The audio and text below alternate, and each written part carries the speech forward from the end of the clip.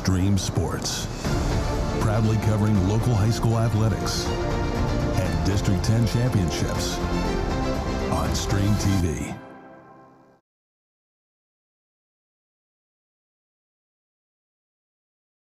And good evening, and welcome to Stream Sports' presentation of Titusville Rocket football. Tonight, the Titusville Rockets host the Corry Beavers. Our coverage of Rocket sports this season is made possible by a lot of great sponsors, and we will get to them here in just a moment. We're trying out some new things, so bear with us here because I have no idea what's going on. And the sun is right in our eyes, and that's difficult to troubleshoot things in. So before we announce everything, hi guys, welcome to another season of Rocket football. Well, it's going to be fun, and I wasn't expecting to be here, but it's nice to come out of retirement again. But this should be a good ball game, Steve. Last year was 2022 or something like that. One touchdown we lost by. We've got a whole new contingent of Rockets out there, especially in skill areas, but it's going to be a pretty good football team, I believe. Yeah, I think it will be a good football team. Again, we got some holes that we have to patch from graduation, but we'll see how that happens tonight for Titusville. All right, I think I know what's going on now. That would be a first. There we go. Yeah. Stream Sports welcomes you to Titusville Rocket football. I'll try this again. We spend all this time working on this stuff. Might as well try playing it, right? It's the Rockets and the Beavers, game one here as we kick off the brand new season. Our coverage of Rocket football this season made possible by these great sponsors: by Oil Creek Plastics, by Titusville Area Hospital, by Interstate Pipe and Supply, by State Farm Insurance, by Poppies, by Armstrong, by J. Gill Plumbing and Heating, by the Education and Training Center at Pitt Titusville, by Fat Chad's Brewery, by New Directions Community Credit Union, by the Gordon B. Garrett Funeral Home, by Marsh Home Center, by Ben Leach for Magisterial District Judge, by Edward Jones, by Larry's Auto Service, by Corky's Pizza, and by the Titusville Beverage. I do know this, by week 10, we'll have it all figured out. Just in time to say goodbye. Week 10 this year or next year? Probably next. Well, yeah, actually, if we go to week 10, you could be doing this by yourself because we've only got 9 on the schedule. So that's true. Yeah. That is true. Well, you had a chance to sit down with Coach, and we'll get to all that. We'll check in with Pat, who's down on the field. We'll welcome the rest of our crew here. But let's get to this break and a chance to sit down with Coach and a couple players, Steve. Yep, we had a nice conversation here with Coach Reynolds and 3 of the new faces for the Titusville Rockets. All right, that's coming up next. This is the Gordon B. Garrett Funeral Home. There it is. Marsh Home Center pregame show.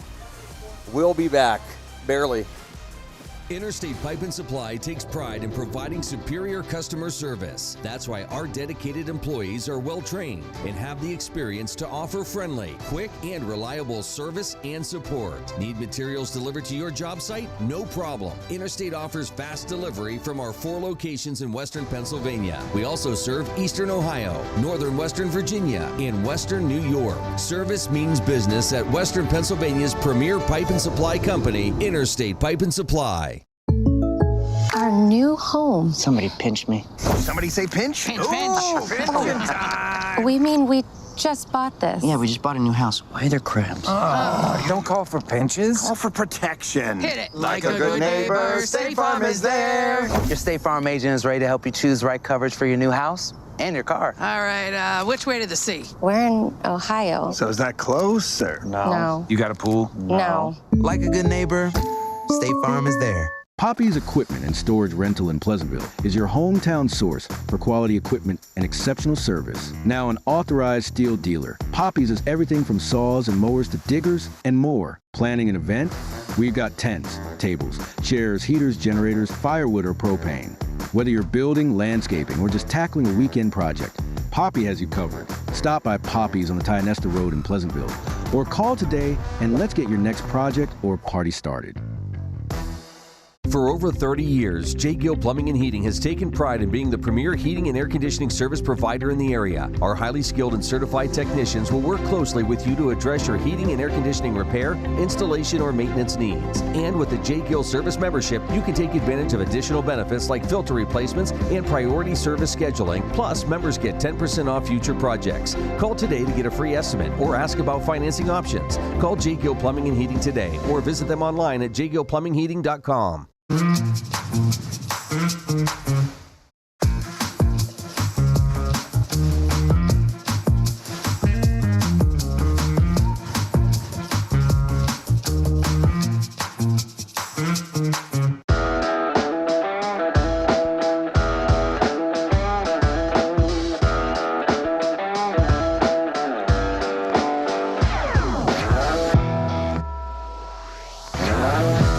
Good evening, everyone. Welcome to the Titusville Rocket pregame show. It's time for the 2025 season to start. And with me tonight is Coach Reynolds of the Titusville Rockets and three young men who we'll get to in just a moment here. But Coach, week one underway. Corry coming to town. What do we think? Yeah, so we're excited to be here. Thank you so much for inviting us in. You know, Corry coming back this year, they lost a boatload of really great athletes. I feel we're in very similar positions. You know, Mason Savitz and their quarterback and those guys were a prolific offense for that team last year. And we felt that we let one get away last year. We needed about an extra minute on that field and we would have been okay. Or there's about 9 plays in the beginning that we just weren't synced in. So, you know, look for Corry to throw the football this year. They have a new first-year starter. Blake Cook, he's a hurdler type guy, very high level, fast athlete. So I wouldn't be surprised if you see him running the ball in some jet sweep context too. But they're still going to be Corry. You know, Coach Goodwill has been there for a long time. They're a spread system. You're going to see RPO. Probably going to see some shifts from that offense that we haven't seen in the past, trying to get a numbers advantage against our defense. So be looking for that and some motions and some different wrinkles that they're going to bring out for us. Okay, and gentlemen, this is the start of the first year. What are you guys thinking? Introduce yourselves first and tell us the positions you play. I'm Brock Middleton. I played tight end, defensive end, and do you want to go down the line? Yeah, just go ahead down the line. I'm Brody Sound. I play quarterback and free safety. I'm Coleman Knapp. I play D-tackle and guard on offense. Coleman, relax. Not relaxed. All right. He does not relax. So what do you guys think? Are you guys anxious, a little nervous, a little bit of both? What do we think the team's feeling going into week one? Everybody is like amped up because it's their first start, but it's just a football game. Yeah, we're all very excited. We worked all summer and grinded for this. We're excited to get out there and show what we can do.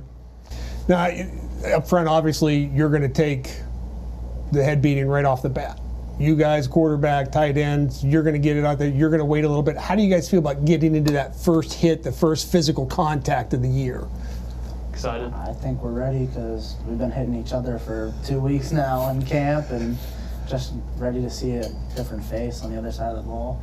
It's a little different when that kid across from you is not wearing your uniform, you know, and it depends upon. A lot of them, I played football back in the 80s, and you know, it's nice to be able to hit somebody other than a friend. Absolutely. Yeah. So, Coach, defensively for Titusville, you're going to have to play the spread. They're going to move people around a little bit. They normally do have speed.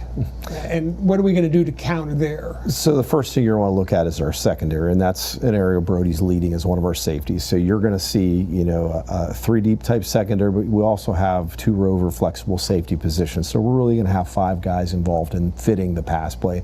And the advantage to that for us is that there are certain formations that we need to fit for the run.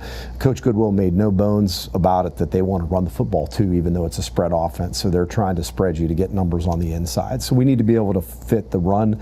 We really need to tackle well and get guys in the right position, you know, and pursue well too. That's been a big focus. These guys have been tackling since probably April, working through those drills, because fundamentally the first game really is about us blocking, tackling, catching, and doing those simple things well. Because long ago when your kids played, we had 2 scrimmage. You know, this is really the second scrimmage compared to those other teams. Hats off to these guys. I mean, Brody had asked me, I don't know, Brody, it was like November. He said, Coach, can we get some more 7-on-7s in the summer because I need to be ready, you know? And so we did a lot of extras over this year because we knew we had this new group transitioning in.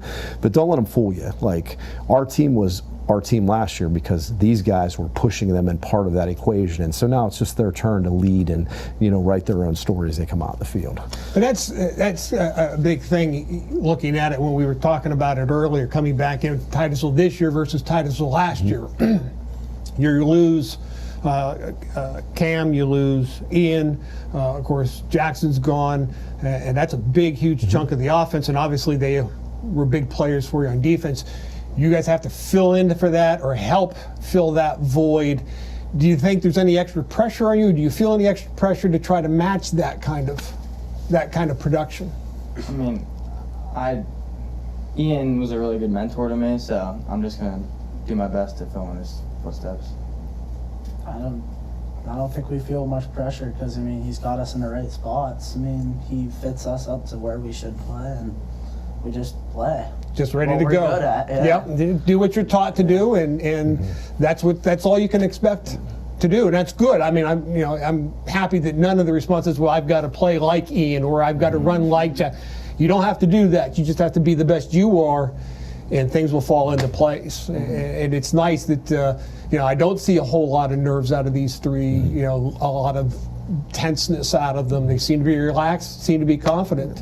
And really, the name of the game is being fundamentally sound and owning their role, that 1/11th that they talk about on that team. And within our system, I mean, Coleman is going to do things he did last year. I mean, it's nothing new. You know, Brody was out there defensively last year, you know, same thing. You know, Brock was on the field last year, had some great snaps. I remember we had to put you in against Sharon and just textbook things.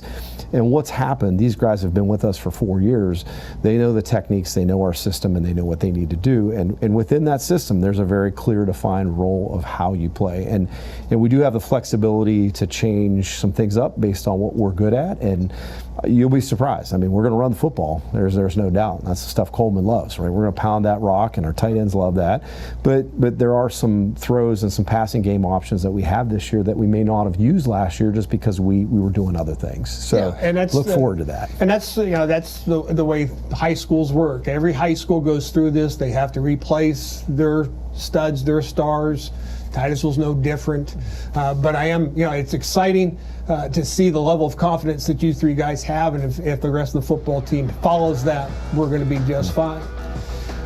The season begins tonight. 2025 Titusville Rocket football coming up here at Carter Field. If you're not down here, you're going to miss a good one. We'll be right back.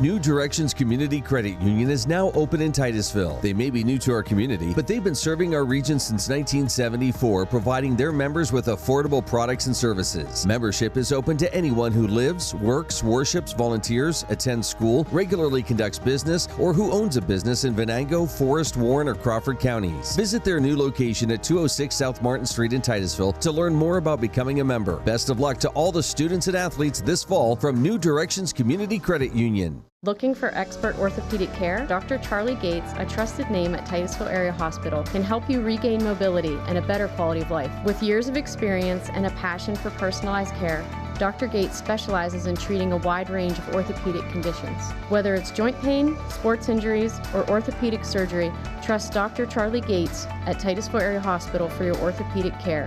Call 814-827-9770 today to schedule your appointment. I'm Ben Leach, 2008 Titusville Rocket graduate and Republican nominee for Magisterial District Judge, reminding you to get out and vote Tuesday, November 4th. As a strong leader on and off the field, I've carried the discipline I learned in my youth into the workplace and throughout my career in the justice system. It is my mission to uphold the integrity of the office and to be fair, impartial, and firm in my decision-making on the bench as your next Magisterial District Judge. Go Rockets! Go Daddy! I'm Ben Leach, and I approve this message. The Gordon B. Garrett Funeral Home has been serving the needs of Titusville and surrounding communities since 1965. Mr. Garrett believed in tradition and commitment to excellence, standards that have been passed down from one generation to now a new generation, who will work to provide you with a beautiful, lasting tribute to your loved one. When you need them, they will be there for you. This has been their foundation for almost 60 years. The Gordon B. Garrett Funeral Home, 303 North Washington Street in Titusville.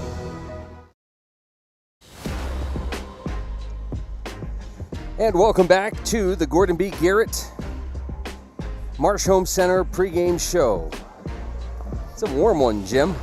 It really is. It's a great night for football. It's a little warmer than I thought it was going to be because it was kind of cool during the day, but it's heated up here this afternoon, this evening.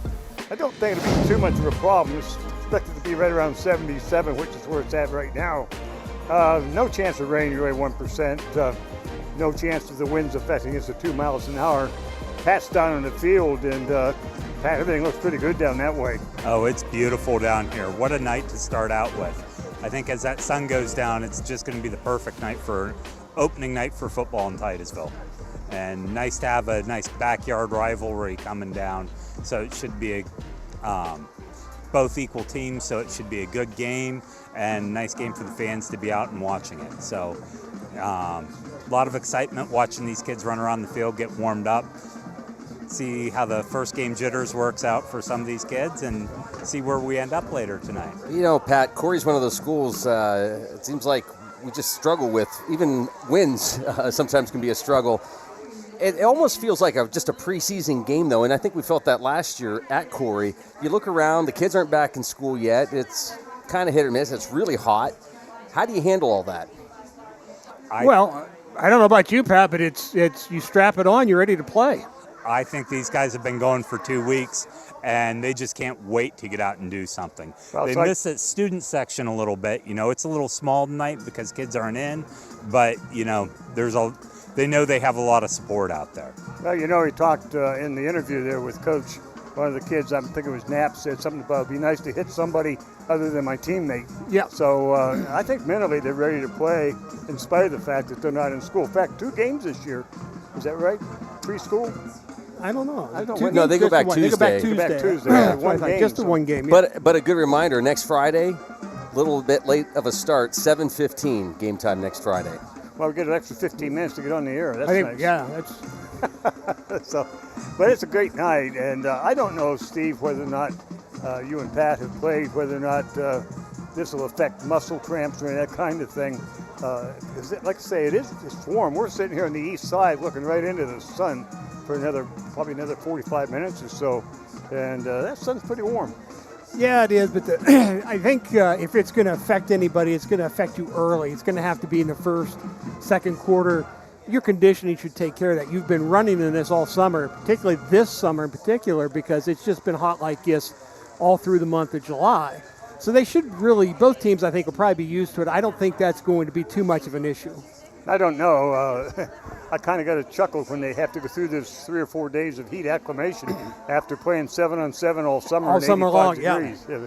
But it's what you have to do. And so, yeah, I don't expect the weather to affect too much. I do think jitters could be a problem in turnovers. We've got to really control the ball, not throw the interception, not do the fumbling, just be able to hang on to the ball and get things done, because turnovers could have an effect in this game tonight.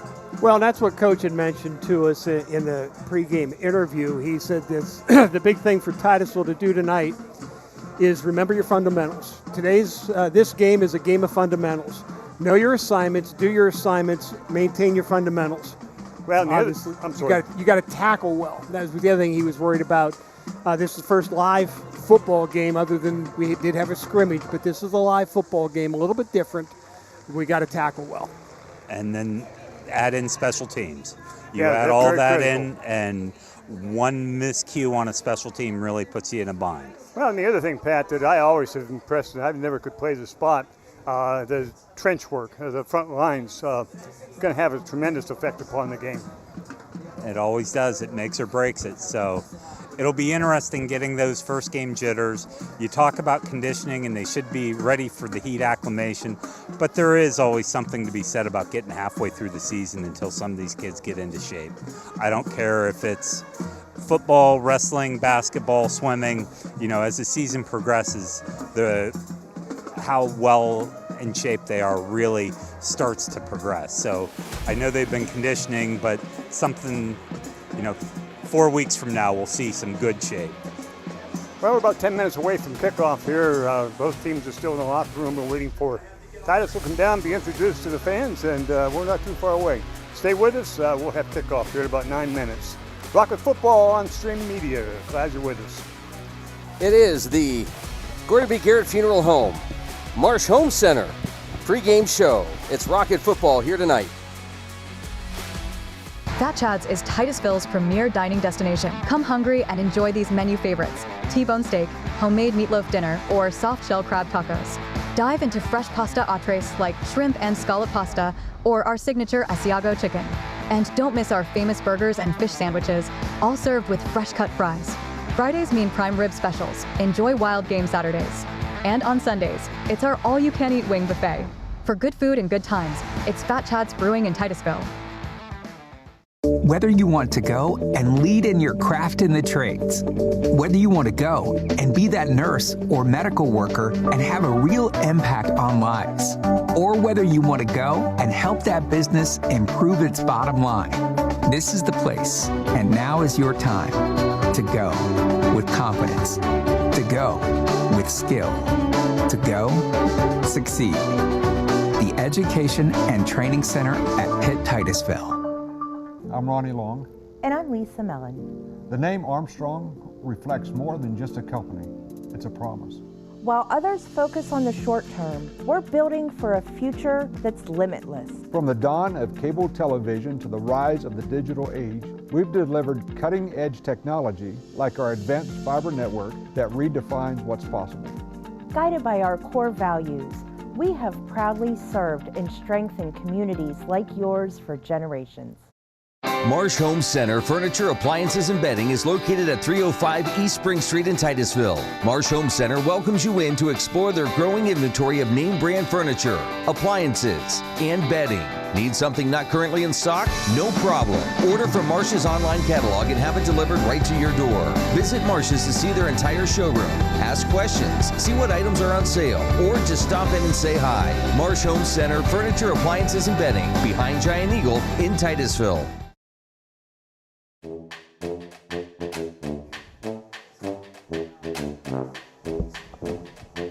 And welcome back to the Gordon B. Garrett Marsh Home Center pregame show.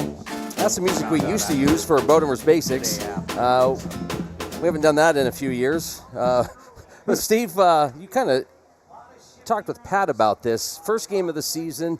What are you looking for, and what are you trying to figure out here tonight? Well, what I'm going to be looking for, first of all, is how well are we prepared mentally? Are we in this early, or does it take us a little bit of time to get geared up into the game? So we got to keep the non-play penalties. That's the false starts or the too many men on the field, that kind of stuff. That has to be kept to a minimum. Of course, you always want penalties low. But also, it's a matter of, like Coach said, fundamentals. Are our kids, are they trained well? Are we going to remember our fundamentals? And are we going to execute what we've been told to execute and what we've worked on this whole week? That's going to be fun to see, too. We have a father up here in the booth, and his son is starting, and we'll have to see how Mr. Roddy does with Mr. Roddy. Joe, you're going to behave yourself, or you? I can't make any promises, and I think I may be more nervous than him. Yeah, well, I know what that's like. I've gone through that too. But he'll do well. Titus has got a good ball club. Weight-wise, I think we're pretty strong. Coach was referring to the number of times the kids were in the weight room over the preseason, and I think they're fairly strong. But we had some skills that we lost last year, Steve, and we'll be filling those in this year with some pretty good kids. Yeah, we will be filling them in with some good replacements, starting off with our wingback, Cam Mung last year. Now, the nice thing about Mr. Mung was he was a good pass catcher, but he was quick enough, and on that quick counter that we run out of that wingback position, he broke quite a few runs for 20 yards or more. So tonight you're going to have Blake Ross sitting in that position. We'll be interested to see how that works. Second place, of course, is your quarterback. Ian McDonald was gone. Ian, I thought, did an outstanding job, one of the better quarterbacks in the region, in my opinion, last year. Threw the ball well, escaped well, never really panicked much in the pocket. No. Tonight, he's replaced by Brody Sellon, and this will be Brody Sellon's first start at the varsity level, so calm the nerves as quick as you can with Brody. Coach was pointing out to us last night, though, that Brody got quite a few snaps last year, so it's not like he doesn't have some time on the field with the varsity. He does have, he has reps. He has game reps, which is important. But this is it's a little bit different. You come in here now and you're the guy. And, of course, now we go to the tailback position. Last year, 1,000-plus yard rusher, Mr. Jackson Coble, school's all-time leading rusher. He's gone to graduation, on to bigger and better things, and we have a young man. He's Mr. Jaden O'Neill. Now, we did see Jaden off and on a lot last year, so he has probably the most game experience of those three. I'm looking to see if we can't get him going quick and early as well.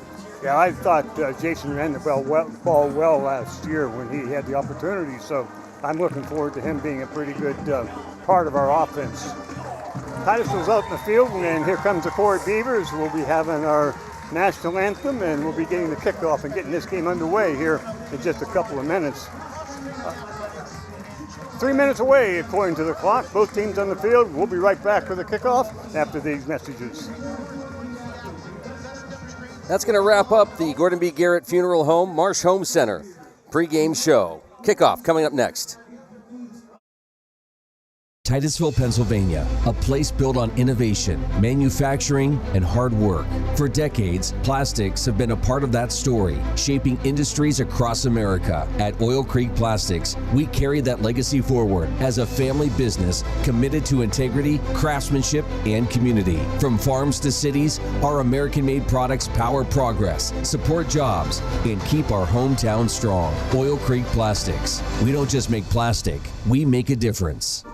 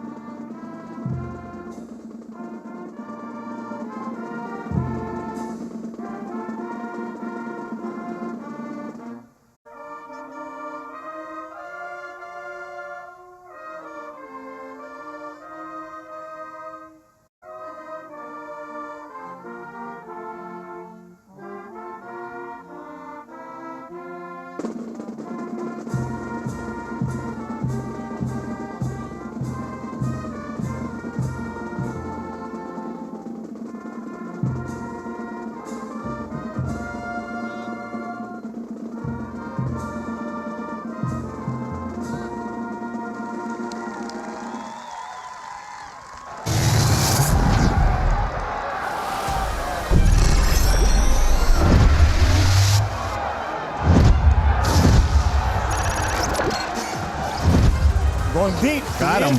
Got him. Touchdown. Got a man going to the end zone. He's there. Touchdown.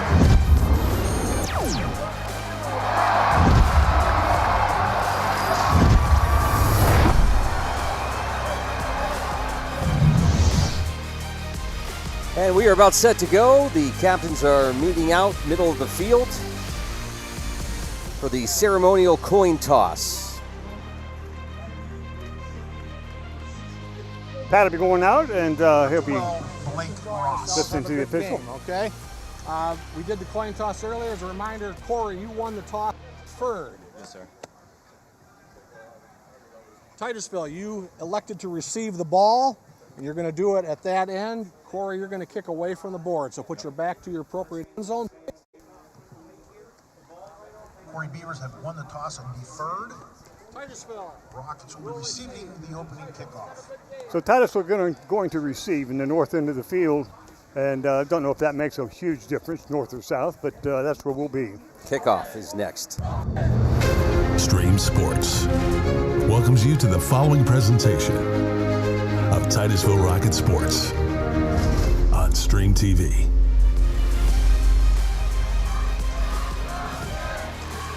Well, the Bodemers are back. Jim Bodemer doing a play-by-play. Steve Bodemer to break down the plays. Pat Nosko is down on the field on the wireless mic tonight, brought to you by Titusville Dairy Products Company and by Missy's Arcade Restaurant. Our camera crew tonight includes Adam Bodemer, Joe Watkins, Cullen Rio, Brody Wolfkill, and brand new tonight, ladies and gentlemen, we're going to bring you the first down line, and Mr. Joe Roddy's going to be running that technology for us. So if it doesn't work, no pressure, Joe. It's all on me. Yeah. It's Joe's fault. Yeah, We'll poor see Joe's got to listen, watch his child play, and then run something brand new on top of that. And Luke set it up. Yeah, he already told us he's nervous, so. Well, it's not working either, so hold on. Titusville's going to put 3 back, standing back at the 5-yard line. I believe will be Jayton O'Neill. And getting ready to kick off Christina for Corry. Kicks him down to the left side, right side, and it's going to, he's out of bounds right there. Let it go. There's a mistake right off the bat. That ball's heading out of bounds. You want to let that go. You don't want to be touching it inside the 10-yard line at all, but particularly when his foot was out of bounds at the 10. That'll be first down and 10, Titusville at their 10. So, yeah, I saw that happening. It's just, I thought, no, don't touch that. Yeah, it's where you'd like to just yell, don't touch, don't touch. Now we'll see what we can do offensively now. First down and 10 from our own 10. Just underway here at Carter Field. It's where you belong on Friday night in the fall. Titusville sends one wide right in the slot, doubles. Man in motion to the left. Ball's given off to O'Neill across the left side, and he'll pick up 1 or 2. Titusville's favorite running play off the right side. Titusville's just going to try to get things going between Sellon and O'Neill here a little bit, I think, early on. Just a simple, safe running play straight up the middle to pick up about 3 yards. Second down for Titusville. 2nd and 8, pick up a 2.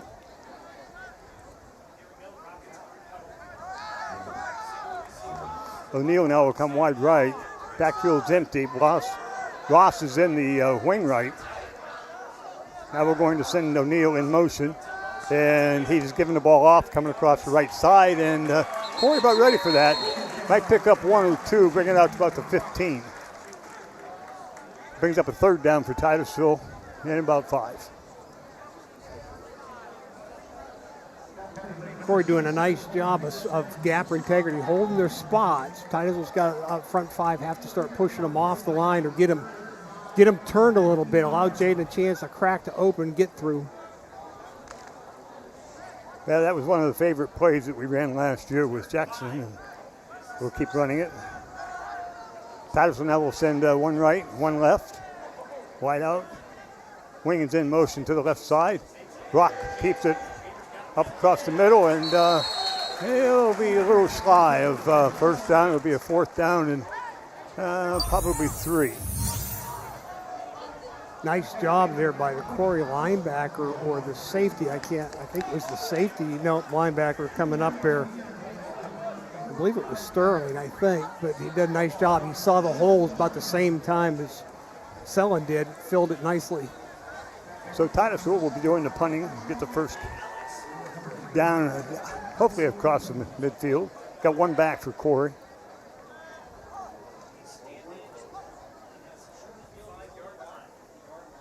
Good snap.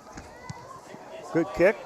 It's going to come across the 45 and get a roll. It's going to go down inside the 40 and 35-yard line. So good kick. Catch the ball. 9 minutes, 34 seconds to go in the first quarter, and you've got to catch the punt. That's why that ball bounced on Corry's side of the field.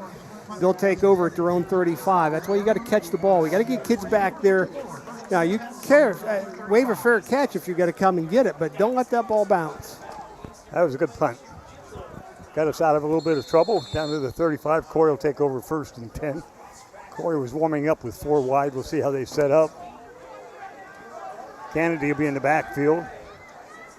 Baker at quarterback. Doubles to the right, wing left. Now they put a man in motion. Ball's given off to Kennedy up the middle. He's out across the 40 to the 43-yard line. Pick up for about 8. Big hole. Yeah, big hole up front. Just pushed an opening there. It took our linebackers even for a little bit of a ride there before he was brought down.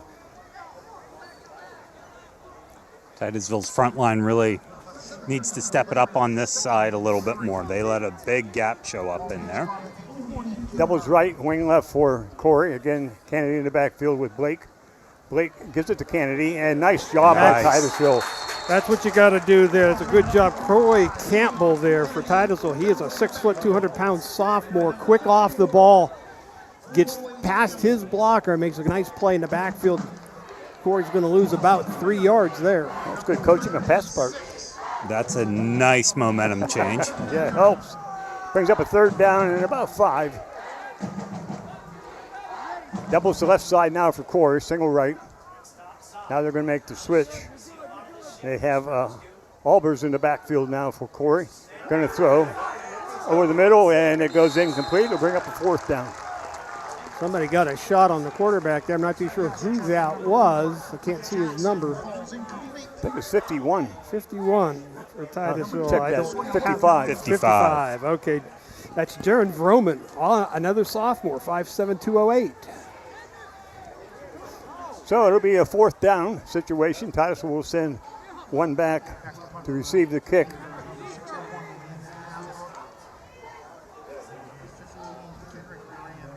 Good snap.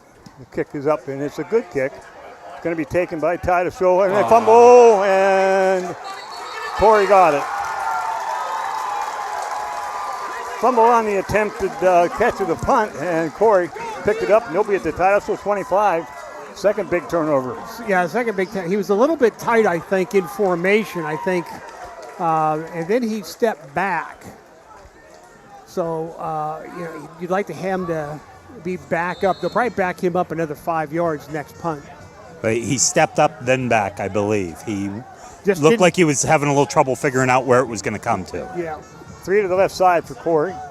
Single back. Lucas Blake looking to throw. Looking down the right side. Going to the end zone. And it will be caught in the end zone for a touchdown. Right over the top of the defensive man. And the reception is good for a TD. I'm not too sure. Did we? I don't know. I couldn't see with the sun. And I hit the window bar. Couldn't see it for sure at the tail end of that. We'll try to get another look at that. There is a height advantage there. Corey's receivers have on Titusville secondary. I thought we played it really well. He played it well, but Corey came back a little bit for it, and Titusville went a little too deep into the end zone after it. Extra point attempt coming up. Bad snap. Holder's going to go back and look to throw, and he's going to be hit and dropped. Pick it up. That's a fumble. And not going anywhere. Titusville recovers the fumble, but can't do anything with it. 6-0 Corey with 7:59 to go in the first quarter. So quite a start for the Titusville Rockets. Got to get a little more energy going, and maybe these opening jitters. Well, one of the things we talked about was you can't be making mistakes, fundamental mistakes, and catching punts is a fundamental element of special teams. We just misjudged it, didn't catch it cleanly. Corey's going to get a touchdown off of it. So Titusville now with the opportunity to come back and see if that point has anything to do with the outcome of the game. Kicking game, as Pat mentioned, special teams, very important in every level of play. But it's one of those that I don't think even during your camps and your preseason scrimmages you put a whole lot of emphasis on. So it doesn't get a whole lot of work. And, right there it just cost us a fumble. It gave Corey real good field position.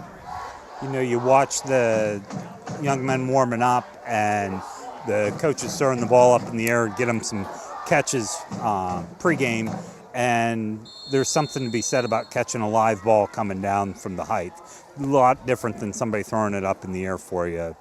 Got Culpepper and I believe, I can't see the numbers, I think Wolfkill is also back. I believe that's Kenrick Duran, who muffed the punt, so they want to get him right back out there. And the kick is going to go out of bounds at about the 25, so a little bit of field position for Titusville start this second offensive series.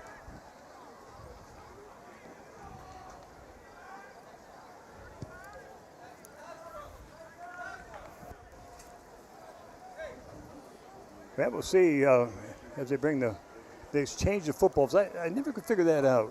The old days we played with the same football, both teams. Now we're specialties. Yeah, there's uphill both sides. Yeah.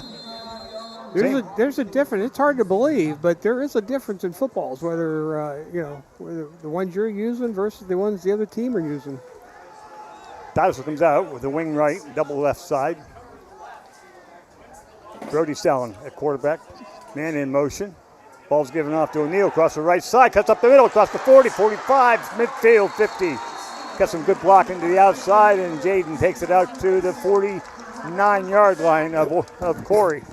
Boy, there was some good blocking on that, and that hole really developed fast. Well, one of the things that you have to do when you're playing a team that likes to run, that's a fast team, quick team, is you catch them in counters. Flow's going the opposite direction on that play as O'Neill cuts back to the right side.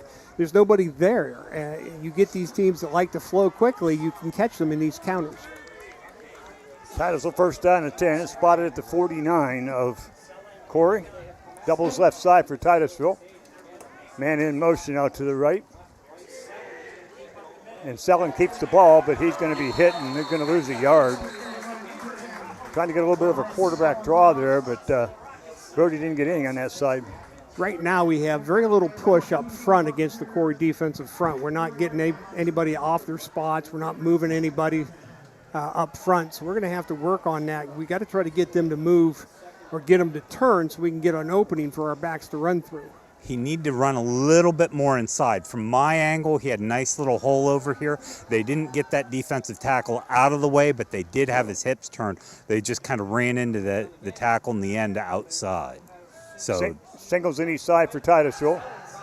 Brody's going to slow downfield, and it is in and out of the hands of Mike Culpepper down around the 25-yard line. Double coverage over there by Corry. Well, he had a step on the corner just a little bit high, tried to one-hand it and bring it in, but that's a tough catch to make. It's not a bad throw. No. Not a bad throw by the quarterback, Sellen, but that's a tough catch. Brings up a third down and 11. Brody comes in with the play along with Mr. Reynolds, Adam Reynolds. Reynolds will come wide to the left. And we'll put 3 to the left side. Culpepper. Reynolds, and now in motion is Ross. Quick out here comes for Reynolds. Reynolds up across the 50, the 49, and he'll get inside, to about the 46-yard line, 47. It'll bring up a fourth down. Now what do?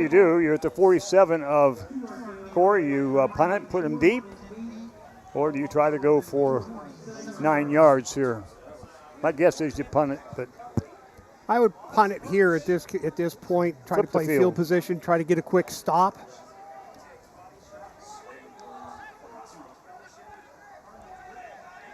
That appears that's what Titusville is going to be doing. Hartstone's going to be doing the punting for Titusville. Good snap. Kick is away. It's going to be short, going to hit it at the 30, roll to the 20, into the 15, and out of bounds at about the 13. So once again, the ball hits that turf and rolls in Titusville's favor, and it'll be down inside the 15 to 14-yard line. That's a tough one there.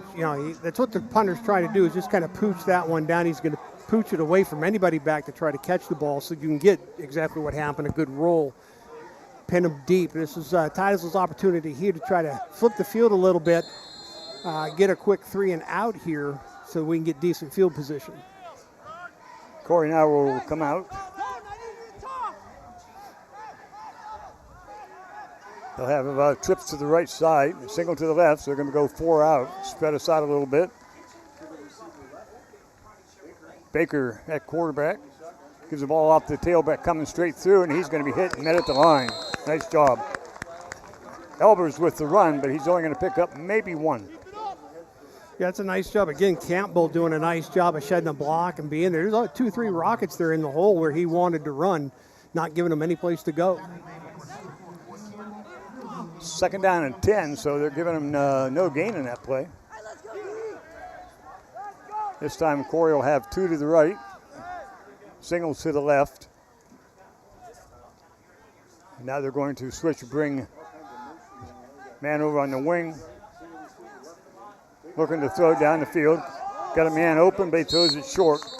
And the reception happens on a one bounce. Works in baseball, doesn't work in football.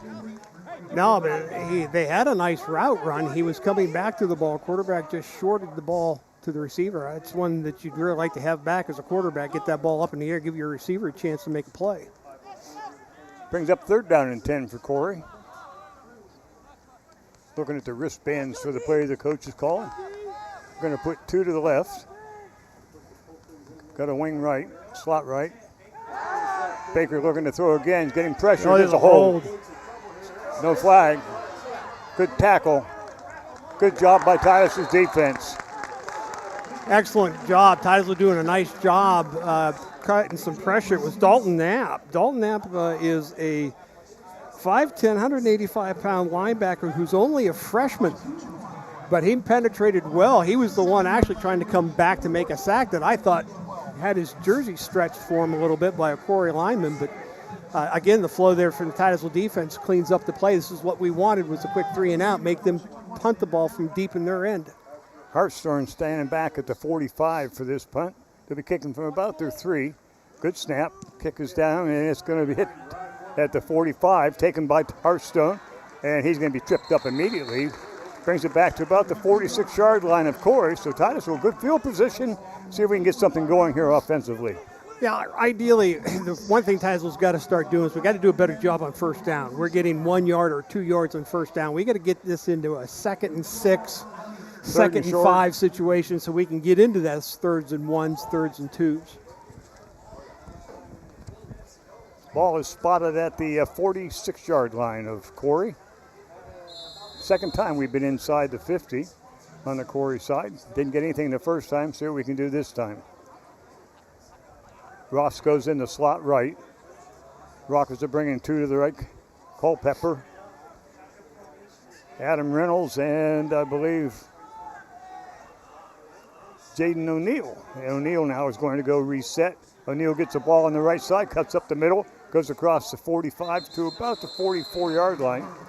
Pick up of a couple on the play. Again, that play is designed to go right where he ran the ball. I'm not too sure what, in a few weeks, you may see him take that cut real quick and then jump to the outside. 2nd down and 8 for Titusville. The ball at the 44-yard line. And if you're the Titusville coaches, you're watching the backfield of Corry coming up pretty fast to help fill in for the linebackers and stuff. So they're going to be opening up the throwing game here shortly. Culpepper wide left. You got Reynolds in the slot.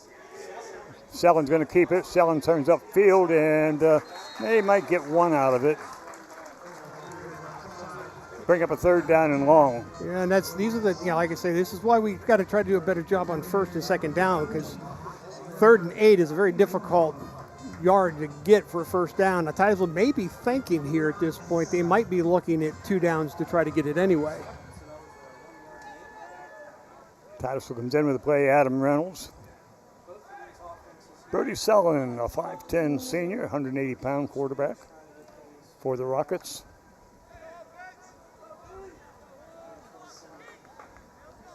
Now Titusville will go 3 to the right. Culpepper, Reynolds, and O'Neill with Ross in the slot. Now O'Neill comes to the left side. Quick over the middle. His pass is complete to Reynolds. And he's got up close to the first down, if not the first down. The spot on this side of the field will give him a first down. So it's at the 35. That's the kind of throw you want to start. When you've got a new quarterback in there, you want to make the throws real quick. A quick slant, quick outs, those type of things. Throws that he can be comfortable in and comfortable making. Hartstone now comes into the ball game. Alex Hartstone's a junior, 6 foot 170. Culpepper go wide right. Hartstone will come wide left. Blake Ross will be in the wing left. O'Neill in the backfield. The ball's given off to Neal. Oh, nice cut out across the 30 and down to about the 27. And that was Jaden O'Neill. That was a nice cut there, Steve. Really nice cut there, because I thought he was originally going to try to head sweep wide to our side, but he saw the opening, cut it up quick. And you talked about that first down play. And there's the push play for Titusville. And I'm not sure where they're going to spot it. Very close to a first down. The near official on this side is giving them a first down. Well, they started right at the 35, so they're at the 25. Let's see, 35 minus 10. That's going to carry the 3. Let me get you a calculator. Take your shoes and socks off. We can get this done. Yeah, that may not do me any good, that. Titusville first down and 10. We're at the Corry 35. This is the best offensive series for the Rockets. Reynolds will go into the slot to the right. Wide is Culpepper. Selling, throwing short. Pass is complete. Good coverage by Corry. Okay, this is one they'll work on during the week in practice. That throw's got to come as soon as you see him coming out of his break. That's when you got to throw it to him. He held the ball a little bit too long, allowed the Corry defense to come up and make a play on him. If he's get rid of that, his second, third step, get the ball out to the receiver quicker, and allows the receiver to go ahead and try to make a move. Picked up 2 on the play, second down 8. The ball's at the 23-yard line with 35 seconds left in the first quarter. Titusville now will put 2 to the left. Hartshorn and O'Neill, check that. Culpepper. Brady gives the ball off, first man through to the right side. And he'll pick maybe 1 or 2.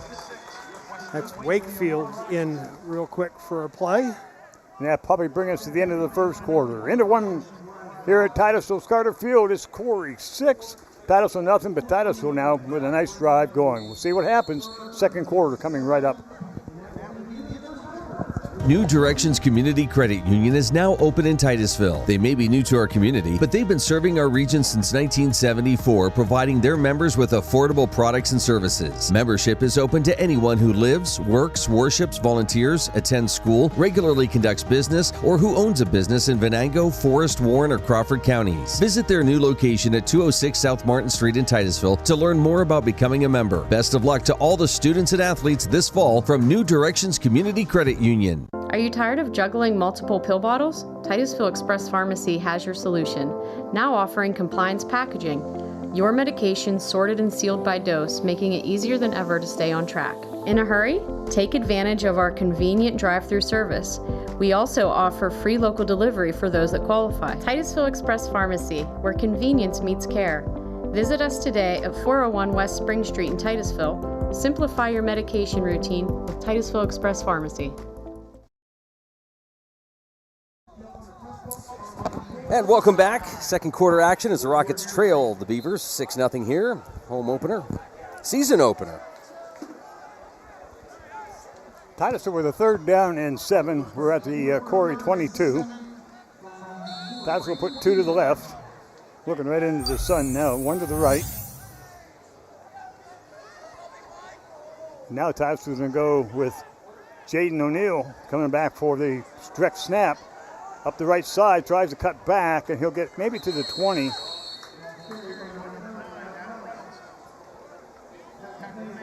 A little razzle-dazzle there. That was Adam Reynolds actually coming in there to take that. I'm sorry, yes it was. And that's an interesting call there, because you got to remember Adam Reynolds is a freshman, is a sophomore this year. He's a sophomore, but he's also a quarterback. Well, look at this. Well, having the field goal team out there. Going to line up for a field goal. This will be a 37-yarder. There's a snap, the placement, kick is up, and it looks good. 37-yard field goal for Titusville.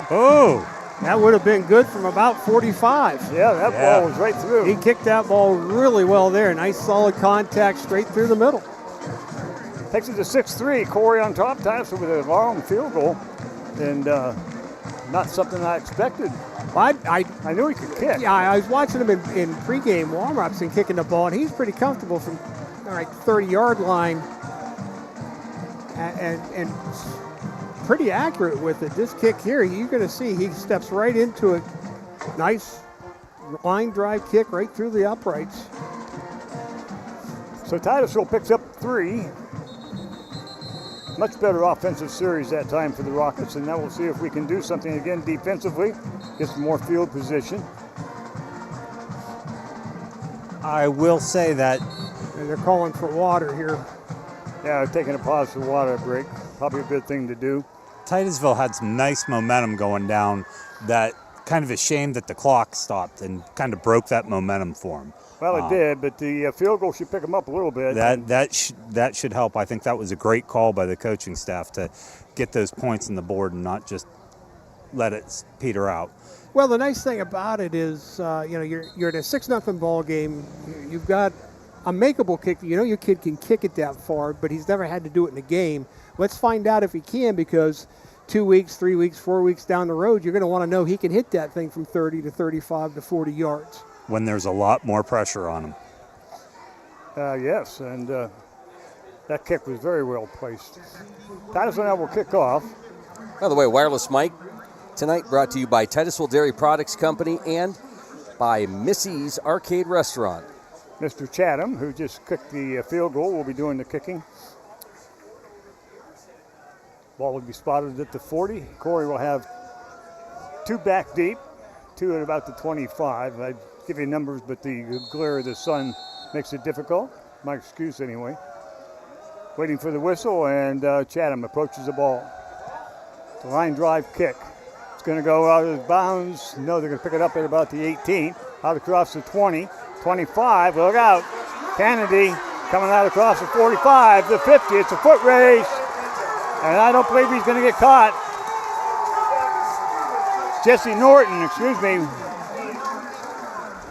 Let me get the right name here, Steve.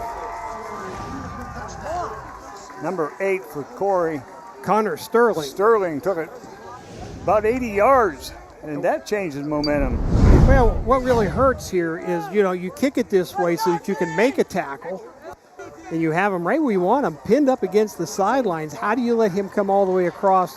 Nobody coming through kickoff in the middle of the field. He cuts right up inside, and it's really, you can't blame Wakefield or the outside cover guys. That's where they're supposed to be. Everybody in the middle of the field got sucked to the left side, allowed him to cut up inside there. Corry's going to go for 2 now to make up the missed field goal. 12-3 Corry here with just underway in the second quarter, 11:01 to go. They have single left, double right, nobody on the left side, and the pass is complete. Completely caught unaware there, I think. No coverage. There's no coverage. We were still running some kids on. Still running kids on. Just and not ready to go. Not ready for that play to happen. 14-3 for Corry, and they'll be kicking off to Titusville. Back and forth we go.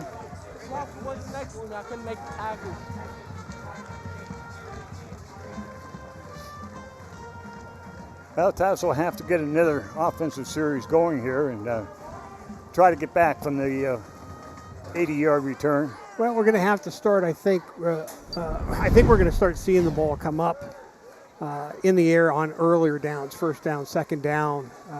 Since we can't seem to get anything going steady on the ground, we're going to have to start trying to put the ball in the air a little bit, try to open things up here against the Corry defense. Both teams now getting out, ready to line up for the kickoff. Titusville will have 3 back. Blake Ross is on the far side. And on this near side will be O'Neill. And in the middle, I believe it's Hartshorn. Yeah, Hartshorn will be in the middle. So we'll have 3 deep on this kickoff as Corry gets ready to go.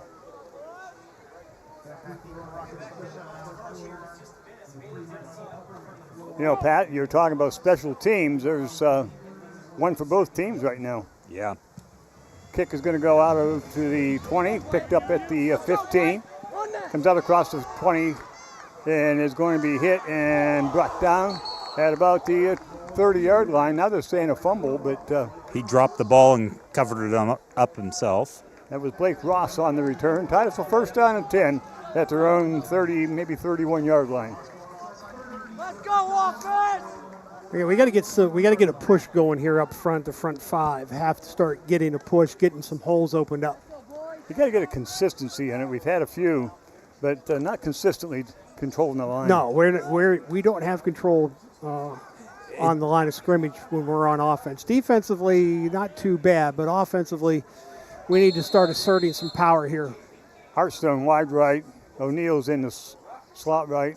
No, O'Neill now moves to the backfield. The ball is given on the counter to Ross. It's out of the outside. It's across the 35 and the 40 and brought down. Nice run, 42-yard line. Broke one tackle, got another 5 yards out of it. Blake Ross with the counter. There again, you see the Titusville getting the defense to flow. You're going to watch the defense. They start to go to their right. Now they're all playing catch-up. And, it's hard to play catch-up in this league. And we'll take 10-yard runs. We're not looking for anybody to go 30, 40, 50 yards for a touchdown all the time. We'll take the 10 yards. First down 10, Titusville. They're at their own 42. Ross to the right side. Reynolds got trips. O'Neill now, all three are going to go to the left. Single back. On the snap, Sellen rolling to his left, looking to throw. Got a man open, overthrows Reynolds at about midfield. Bring up a 2nd and 10. That's when you want to get there because Reynolds had 2-3 steps on the defensive back there. That's a throw you got to get to. You've got to turn the hips. Very hard for a right-handed quarterback to roll to his left, but you've got to get your hips and your shoulders turned to make that throw. 10-16 left to go in the half. 14-3 Corry. As Titusville with a 37-yard field goal. Corry with an 80-yard kickoff return, which was very important. Changed things quickly. Culpepper will go wide left. We have 3 to the left side now. Sellen gives it on the corner, coming across the 45 to about the 47. That's O'Neill. O'Neill just about broke that. Yeah, that was close. Barely caught him going through there. Yeah, that was Lamech Alberts. If he hadn't kept a hold of his ankle, he might still be running. Now you talk about breakaway. I think O'Neill's got fairly decent speed if he can get a start, get him open. One or two hits slows him up a little bit, but if we can get him open, that wasn't a bad hole there. We had some people that kicked out, managed to crush the middle of the defensive line to the inside. I don't think, we've seen Jaden run last year. So far this year, I just don't think he's comfortable yet. He just doesn't quite seem to be comfortable. Culpepper wide left. Reynolds and Titusville. Speaking of Reynolds, is going to call a timeout. Coach Reynolds. Timeout with 9:28 to go in the half. 14-3 Corry. Clock was just getting a little far away from him. And the line, seems like the holes are starting to open up. It's slowly progressing that the offensive line is opening up bigger and bigger holes. So hopefully that's a sign of the long game that, by the end of the third quarter, they're going to really be controlling that line of scrimmage. That'd be good. Because they've just been kind of progressively getting a little bit more and a little bit more. I don't know if it was the first game jitters out there for the first quarter, but they've really, the end of the first and the beginning of this, they've really showed a little bit more blocking out there and a little bit more control. Well, they're going to have to, not only on the offense, but on the defensive side, because, that big touchdown run, that really hurts you. You get a 15-second run. A couple of big plays for Corry. Yeah. One thing to note, guys, on offensive line, one of the starters from last year in the Star, Andrew McGowan, is hurt at the beginning of the season. He might be out all season. That's a big loss for that offensive line. That's a good point, Joe. It's a big loss. Titusville now singles on both sides. Sellen looking to throw. He's getting rushed, and he's going to go down about his own 37. Didn't have a whole lot of chance in that particular play. No, had no time there. That's just a quick drop. That's one of those, which you'll talk to him about. That's one of those where it's a 3-step drop. You're looking to get rid of that ball quick. If it's not open, you throw it over everybody's head and let somebody in the sideline catch it, but don't take the sack. Albers was the corporate, the problem for Corry. Titusville going to have to kick it away. Corry with one back, standing back at about his 25. High snap, handled by Hartson, almost blocked. Ball was tipped. And there is the flag. Should be a flag, but I don't think it's going to be 15. They said it was tipped over here, the line official. And I'm not too sure it was They'll tipped. pick it up. I wasn't sure it was tipped, not either. They're going to pick the flag up because it was tipped. I know it was very close, but anyway, short kick with a lot of pressure on the punter, and Corry will take over on their own 41-yard line. First down 10. Leading 14-3 with 8:35 to go here in the first half.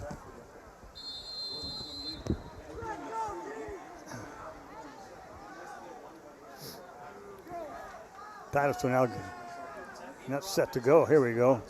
Doubles left side for Corry. Single to the right. Now a man in motion. Ball's given off to the motion man. Kennedy out across the right side. Breaks the tackle out to the 50. And he brought down there.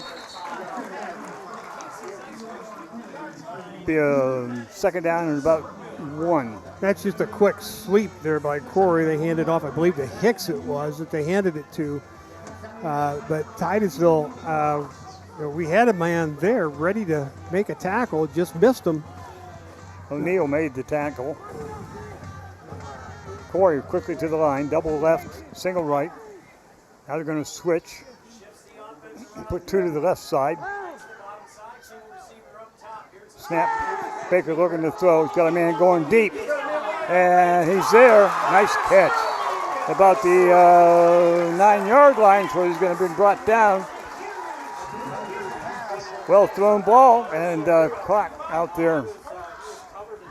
Well, I'm not really too sure what coverage we were in, because this kid's going to run just right up the seam down the field. Nobody goes with him. Sellen's playing safety, just a little bit late getting over there. Corry now first down and goal from the 9. Singles both sides. Now they're going to take a timeout. 7:36 to go, and Corry threatening once again here with a first and goal from the Titusville 9. There you see, he's just going to run through, and Sellen doesn't pick him up. He runs away from Alex. Sellen doesn't, and I don't know, again, I'm not too sure whether we're supposed to be playing man there, a bump and run, or whether we're playing a zone type coverage there, but he just runs away from everybody, finds an open spot deep in the secondary for the big play. That was Connor Sterling on the reception. It was a good catch. Ball was just slightly overthrown, but he got there. He reached out quite far for that ball. Yes, he did. Yeah, you have to give him credit for the catch. Brings up a first and goal, as I said, from the 9. Corry took the timeout to set up a play. They're going to put wideouts on the left and right side. You'll have Jackson wide left, and in the slot left will be Gavin Greer. Balanced line. This is different. On the snap, given to Kennedy up the middle, and then across to about the 5-yard line. Check that that's Sterling, Connor Sterling. Second and goal at the 5-yard line. Jaron Vroman on the stop there.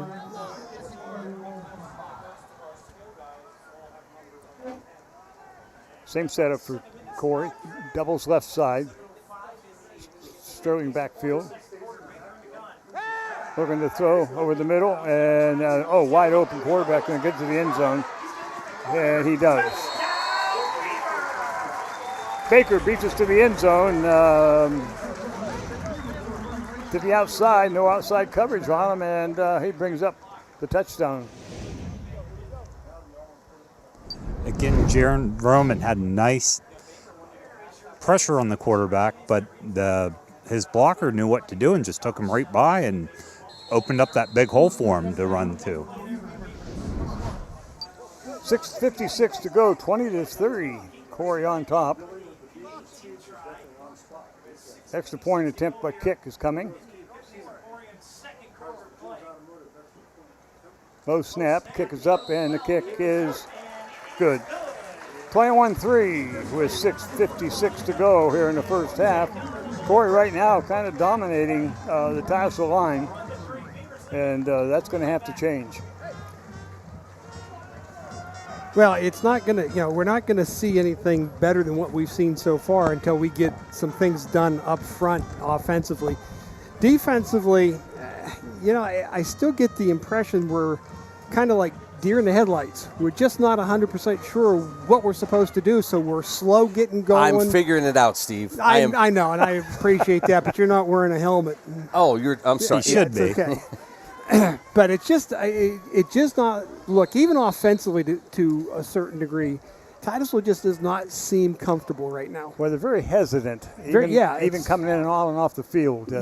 There's they just give off the air of I'm not 100% sure what I'm supposed to be doing, so we're playing tentative. When you play tentative, you play a step slow. You play a step slow against this team, they're going to do this to you. Yeah. Hey, I just want to say hi to Dave and Audrey Snyder watching tonight. They just celebrated, I think, their 67th anniversary. Yeah, congratulations. Yeah, great people. How did she do it? How did she do it? What's that? Hey, we have a space up here for David. Anytime Mr. Snyder wants to come up and visit with us. I'd love to talk to him, yeah. He was the PA announcer when I played. Wow. Oh, he was a funny man, I'll tell you. Good friend. Kickoff's going down the right side. It's going to be taken on the run. Coming up to the middle, that is Blake Ross, bringing it out to about the 32-yard line. This is kind of what I'm talking about here. Now, he does a nice job. He's catching it. He starts to accelerate just at regular speed. Now, watch as the people get around him. He starts to slow down. That's when you've got to accelerate. Keep your speed up. Deliver a hit. You start slowing down, let these kids hit you, you're going to get hurt. Titusville now with a 1st and 10. Titusville put singles in each side. Ross in the wing right. Now we're going to switch.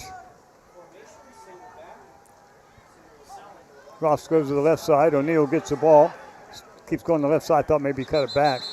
Going to come across the 30 to about the 33. Not too sure, but I think he might have had better luck going to the outside instead of trying to cut that one up. He was trying to be patient there, and he probably was a little bit too patient. They kind of came off the blocks for him. Yeah, no gain as it is. 2nd down and 10. See, now I thought he should have cut it back to the right. Oh, we got our line out there, Steve. There's our new line to gain mark on the field. That's your 1st down mark right there, that yellow line. I can't see it. I know you can't. And it's a good thing you can't. Oh, Titusville trying to run a counter again. It goes nowhere. One thing at a time here, Pat. Brings up a 3rd down and 10, maybe 3rd down and 11. They may have lost one on that play.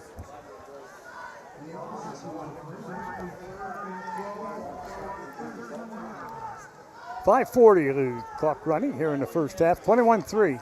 Hey, Pat, would you rather have a monitor down there to see this or a life jacket for the Nosco family? Well, I'm looking at it on Joe's phone, so it looks pretty good. Singles both sides for the Rockets. Ross in the wing to the left. Going to go deep. Got a man coming deep. And just overthrows him by a little bit. Culpepper was the intended receiver at about the 40-yard line of Corry. Again, just a little bit long. We're just a little bit long. Not bad coverage. So it's better he throws that thing out there than throw it short. So we're in the 4th and 11 at the 31. So Rockets once again will have to kick it away.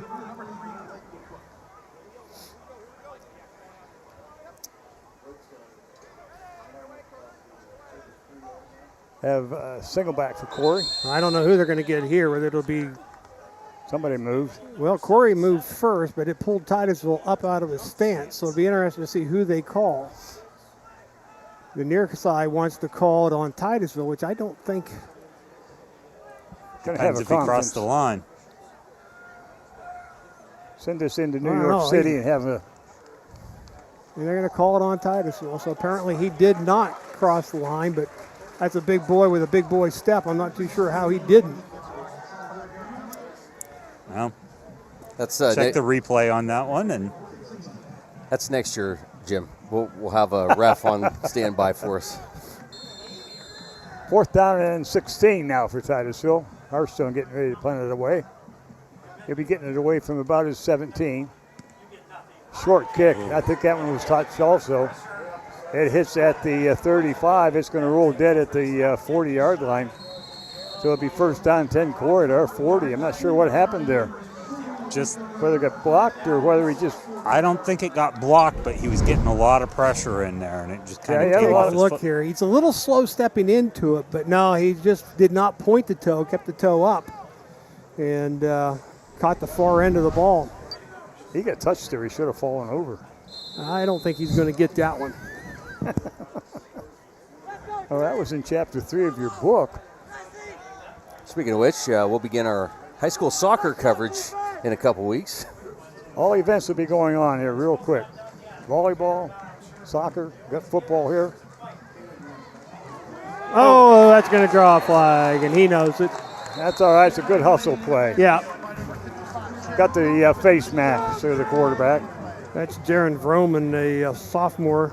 That's all right. Doing a nice job. He just he timed it up well. He beat the offensive lineman. Just reached out, grabbed a hold of something. It just happened to be a face mask. So that'll cost us some more yards. Well, you don't mind a hustle play. Well, we talked about this at the beginning when it comes to the penalties in this ball game. You didn't want them to be mental. Yeah. The aggressive penalties, the in-play penalties, you can forgive week 1. That's going to be a big one, though. That'll move the ball inside the 30 down to the 25-yard line. So a 15-yarder. It'll be 1st down and 10 at the Titusville 25 for Corry, leading 21-3 here. Corry sends 2 to the right. They have a single to the left. Fresina on the left side. Pass goes to Fresina, and he's going to catch it and be down. Caught it on his knees. Maybe a gain of 1. Fresina is a name, if you've followed Corry sports, you know the name Fresina over the years.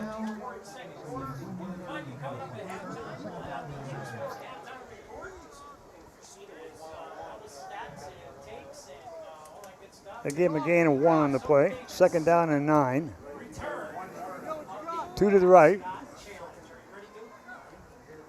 Ball's given off to the tailback. Kennedy out across the 15 to 10, and he's inside the 10 to about the 6. Young man's pretty quick.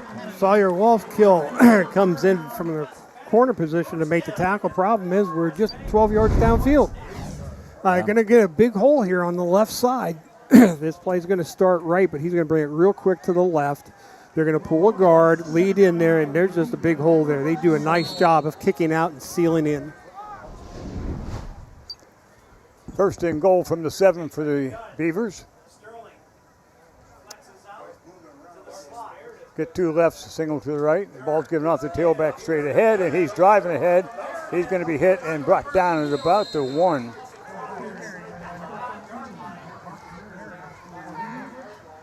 That was Marcus Meredith, the running back. O'Neill on the stop. Again, though, they're just opening up holes and not getting touched until they get to the 2nd or 3rd level, and they're going to run all over you if you can't get these holes to plug up.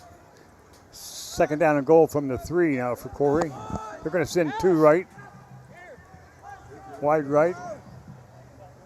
Sterling in the backfield with Baker. Sterling gets the ball, drives straight ahead. Nice job.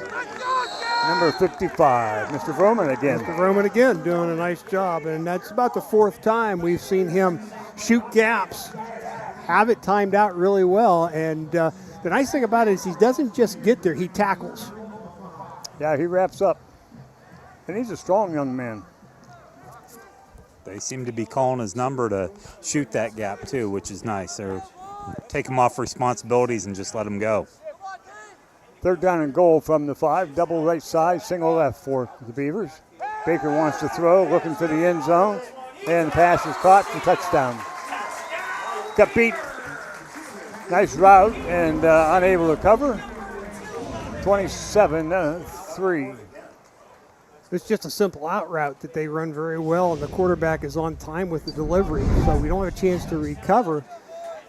He's like, remember, that ball's in the air before he has a chance to make his cut. They know where the receiver's going to be, so he's going to go down and bring it back almost like a button hook to the outside. Corry now setting up for the extra point by kick.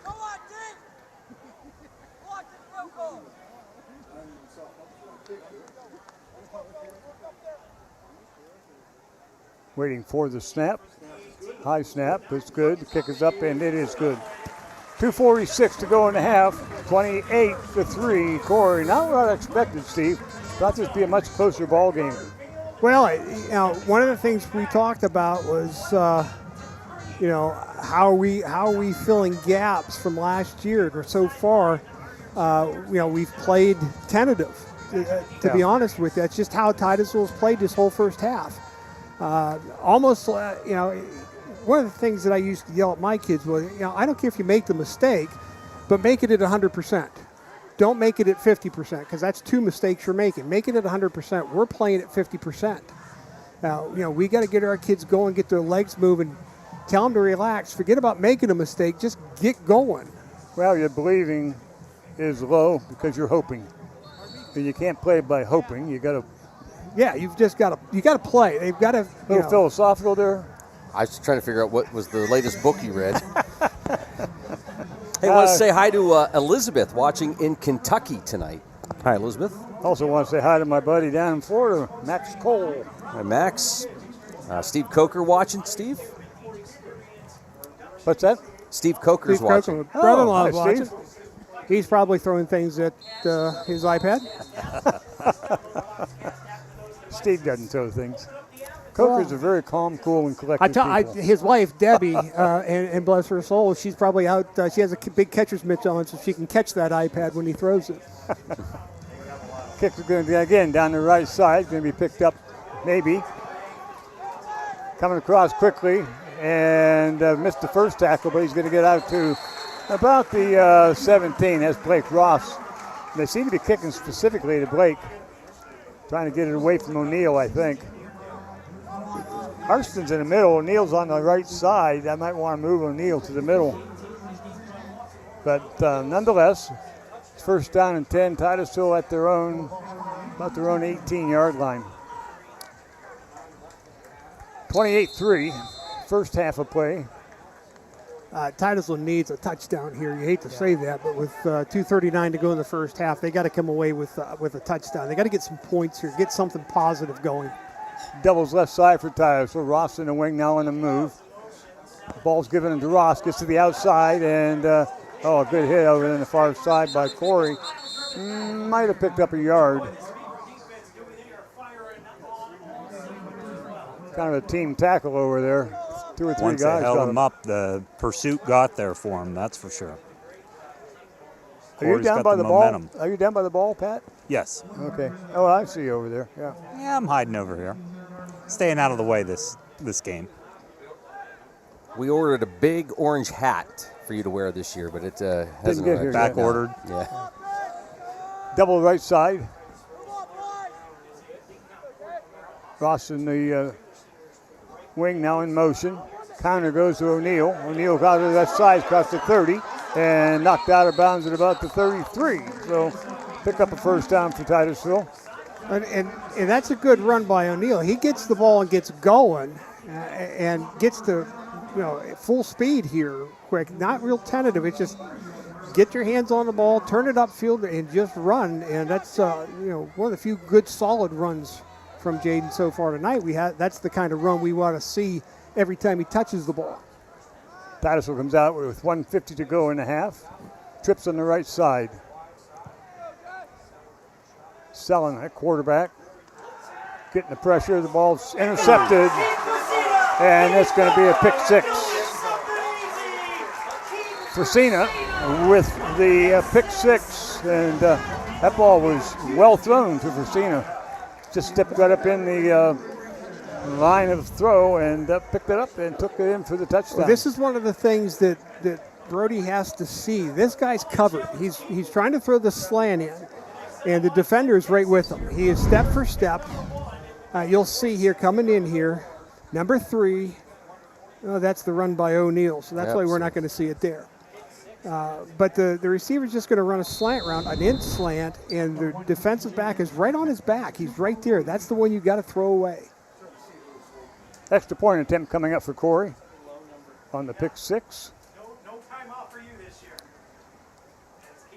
On the snap, low snap, but to get it down, kick is up, and it looks like it made it through. 35-3 with 1:40 to go. Corry with a very good first half. Titusville is, we mentioned, just a little tentative, and it's caught up to him a little bit. Well, you know, you look at the score. You got 35 points by Corry. We turned the ball over for their first touchdown. Some big plays more than 80 yards. The kick return for the touchdown. And a pick 6. We just we had a punt for 8 yards that gave him set him up for the next, and then a pick 6 here. We're not even making him work for it here right now. Titusville just not. No big, long, sustained drives or anything. Well, they're just not, you know, like I say, they're just, it's just they look like they're playing tentative. I'm just not sure what it is we're supposed to be doing, I guess.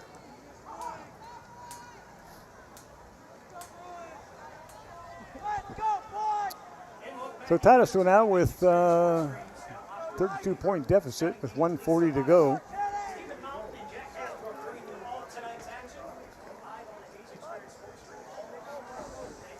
Waiting for the official to tell Corry to put the ball in play. Christina will do the kicking for Corry.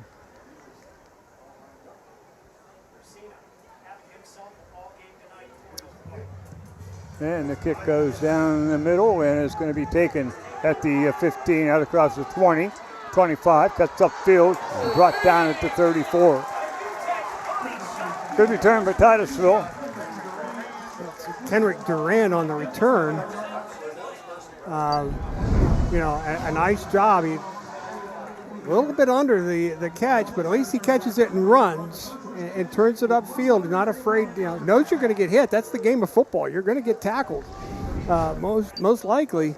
But he gets the ball out to the 35-yard line. We'll thank Oil Creek Plastics for the replay again this season. Titusville put 2 to the left. Ross in the wing right. Selling looking to throw. Going to come over here to the right side. The pass is complete. Out across the 45, and that's a little late, I thought. Ball will be spotted at about the 47. I thought maybe he's out of bounds there when he got hit, but a bit on the prejudice side, I think. Well, this is a nice developed play.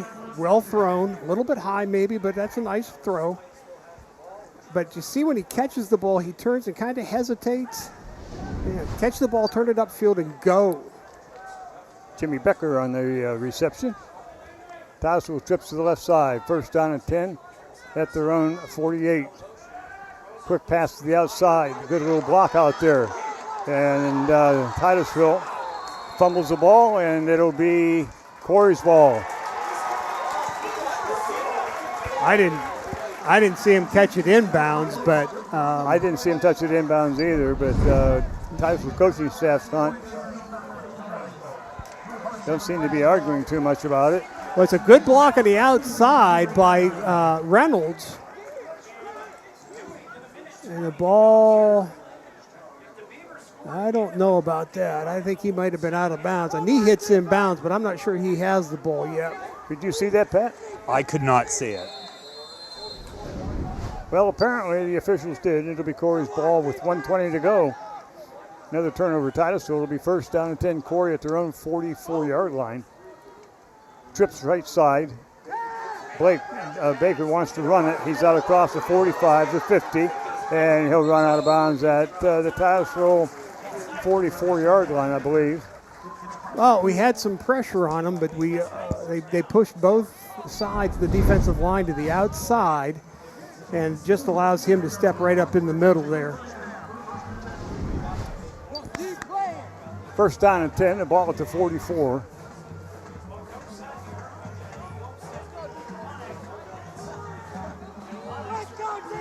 Corry now with 2 to the right. Baker doesn't know exactly what to do, so he's going to run it and go down. We got a flag on the play over on this side. See what the call might be.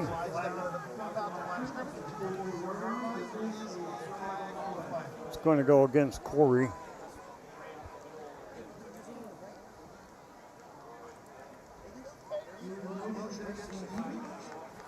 It's either legal motion or illegal formation. I'm not too sure which. If it were a motion, you would think they'd have stopped the play right off the bat. Yeah, usually they do, and they're going to move it back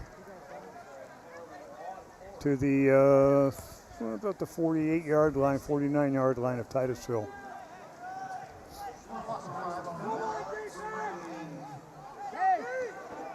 Eagle substitution, I think.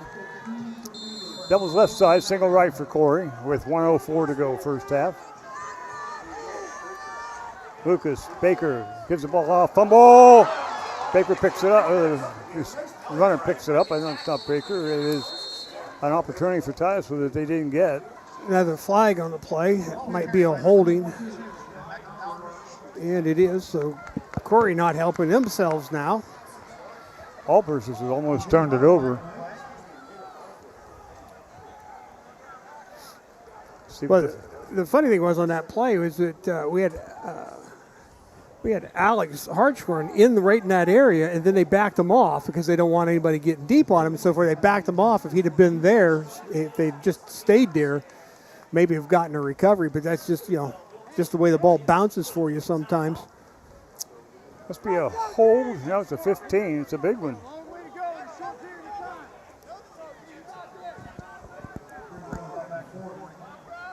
Didn't see the call by the official.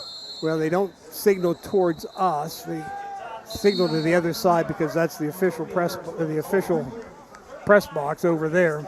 Corey's going to take a timeout. It's second down and a whole bunch.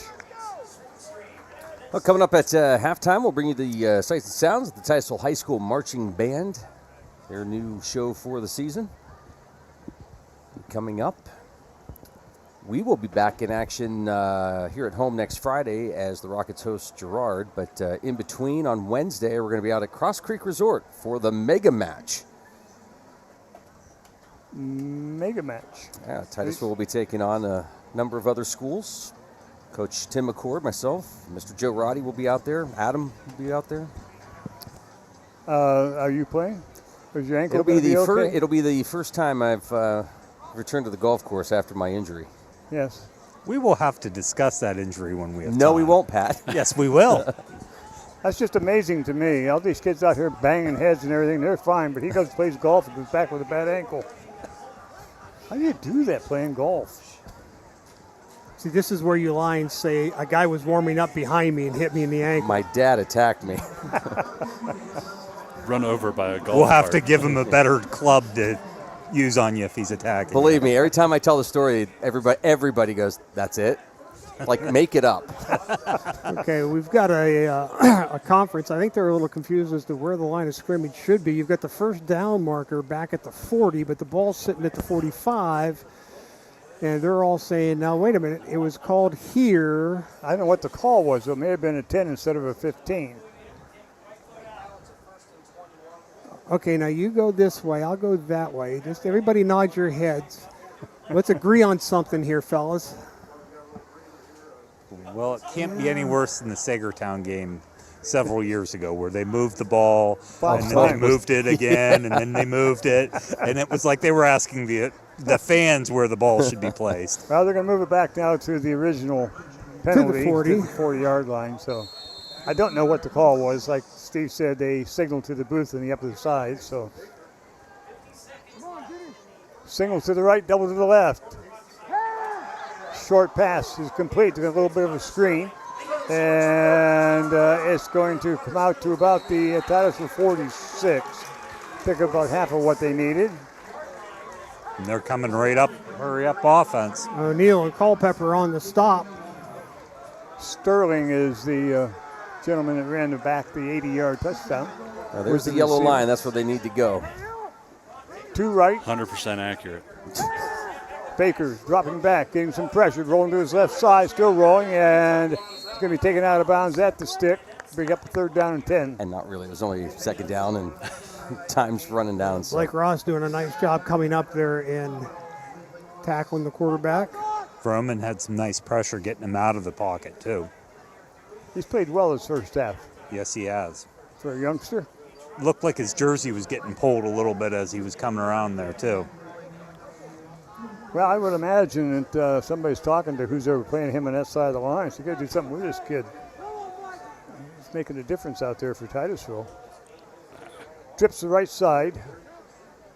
Single left. 14.8 left. 14.8 seconds. Baker rolling to his right. Looking deep. And he's going to run it. And he's going to go down at about the 35-yard line. And a quick timeout.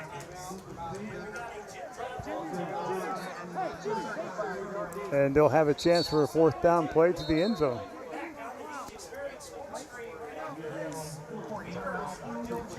It's got to be their last timeout. It is, but not that it makes any difference. No, with 3.8 seconds, you're going to have one shot. You know where this is going.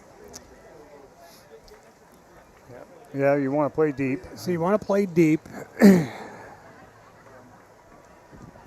Well, I know one thing that's nice for the first half. The sun's gone down. Just now. Yeah, it's been hot up here in the booth. So we're at halftime here, coming up. We have 5 minutes on the clock. I think I got to make a change there in the clock. 35-3. It's a 4th down and 1 for Corry with 3 seconds left, waiting for the clock to get back to where it belongs. They have it at 5 seconds. Oh, they gave him 5 seconds on the clock. Plenty of time.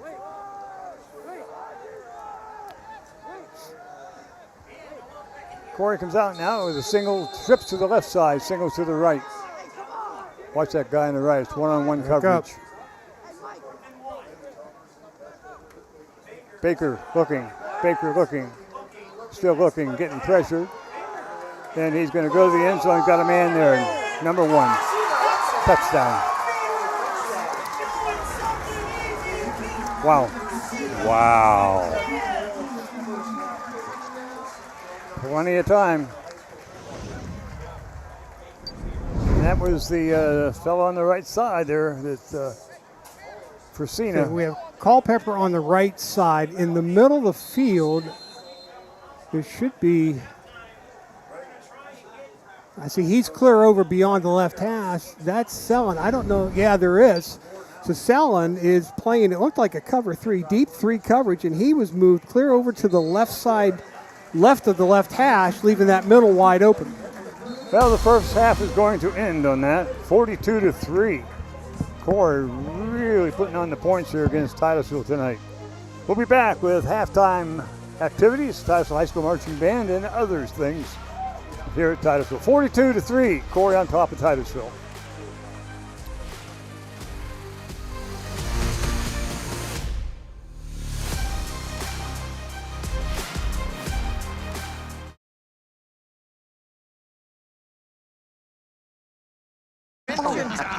We mean we just bought this. Yeah, we just bought a new house. Why are there crabs? Oh, you don't call for pinches. Call for protection. Hit it. Like a good neighbor, State Farm is there. Your State Farm agent is ready to help you choose the right coverage for your new house and your car. All right, which way to the sea? We're in Ohio. So is that close or No. You got a pool? No. Like a good neighbor, State Farm is there. Fat Chad's is Titusville's premier dining destination. Come hungry and enjoy these menu favorites: T-bone steak, homemade meatloaf dinner, or soft shell crab tacos.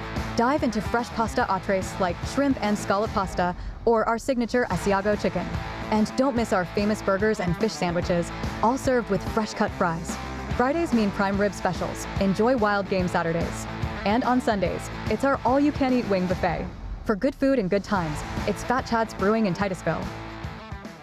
I'm Ben Leach, 2008 Titusville Rocket graduate and Republican nominee for Magisterial District Judge, reminding you to get out and vote Tuesday, November 4th. As a strong leader on and off the field, I've carried the discipline I learned in my youth into the workplace and throughout my career in the justice system. It is my mission to uphold the integrity of the office and to be fair, impartial, and firm in my decision-making on the bench as your next magisterial district judge. Go Rockets! Go Daddy! I'm Ben Leach, and I approve this message. Thinking about switching to 5G home internet? Think again. When their networks get busy, calling and texting wins, and your home internet pays the price. Stick with Armstrong to get more data, more speed, and internet whenever you need it. Armstrong, keeping you connected.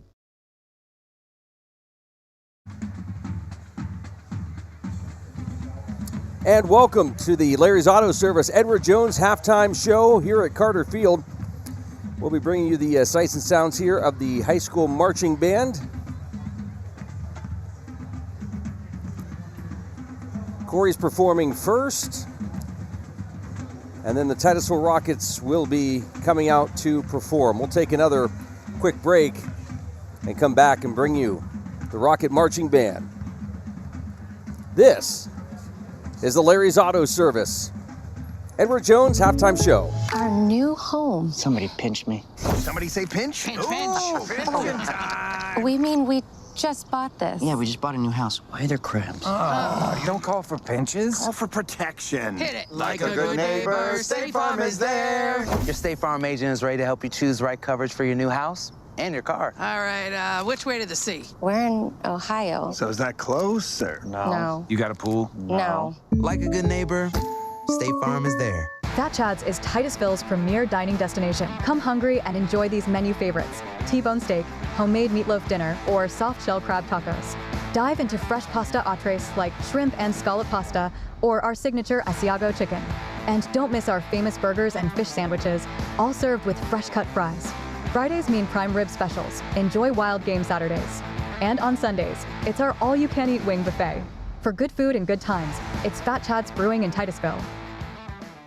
I'm Ben Leach, 2008 Titusville Rocket graduate and Republican nominee for magisterial district judge, reminding you to get out and vote Tuesday, November 4th. As a strong leader on and off the field, I've carried the discipline I learned in my youth into the workplace and throughout my career in the justice system. It is my mission to uphold the integrity of the office and to be fair, impartial, and firm in my decision-making on the bench as your next magisterial district judge. Go Rockets! Go Daddy! I'm Ben Leach, and I approve this message.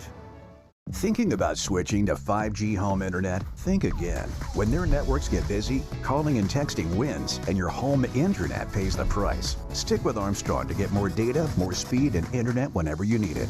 Armstrong, keeping you connected. And welcome back to the Larry's Auto Service Edward Jones halftime show. We're going to be bringing you the marching band here in just a moment. Oh, look, they're all ready to go over there. Rockets trailing the Beavers 42-3. Steve, I don't even know what to say, and mostly because I've been troubleshooting here tonight, so I haven't been paying attention as much as I had hoped. But kind of, you know, I know we feel it, kind of that weird night, like it's not really here. It's not really football season yet, is it? And I know that's no excuse. These kids have been practicing for 2 weeks. What are some things, like you brought up a good point last year when we finished that week 1 game, lost to Corry there. It was a wake-up call. That first half seems to be a wake-up call. Well, yeah, it does, but you know, wake-up calls only work for football teams so often, and you know, you got beat at Corry, like, you know, by 6 or so. That's a little different from being down 39 points in a half. And obviously, you know, the coaching staff's going to have to spend part of this halftime basically raising some voices. We're making way too many mistakes out there, not necessarily in penalties, though we have, but we're missing blocks, we're missing holes, we're throwing balls where they don't belong. We're out of position defensively. The last touchdown, a perfect example. You know, those type of things. Those are the mental mistakes that we were hoping not to see. Now, you can blame it on what you want and experience and so forth. It's still happening, and it's something that has to be corrected and has to be corrected quick. As far as offense goes, we showed some signs of an offense, but very, very, very inconsistent. Very inconsistent play, period, from Titusville. Well, we'll talk more about that first half and what we hope to see here in the second half. But first, it's the high school marching band performing tonight. Other student leaders are Jenna Crocker, Grace Hamilton, Lincoln Lalone, Cash Lavery, Evan, and Riley Stewart. Tonight, the band used part of their 2025 field show entitled Loud on the Set. We will be showcasing some of the favorites from Hollywood movie directors' playlists. Our first song is a classic used in memorable scenes from Shrek 3, Thor, and even sung by Jack Black in School of Rock. Here is Led Zeppelin's Immigrant Song. 1, 2, 1, 2, ready, play!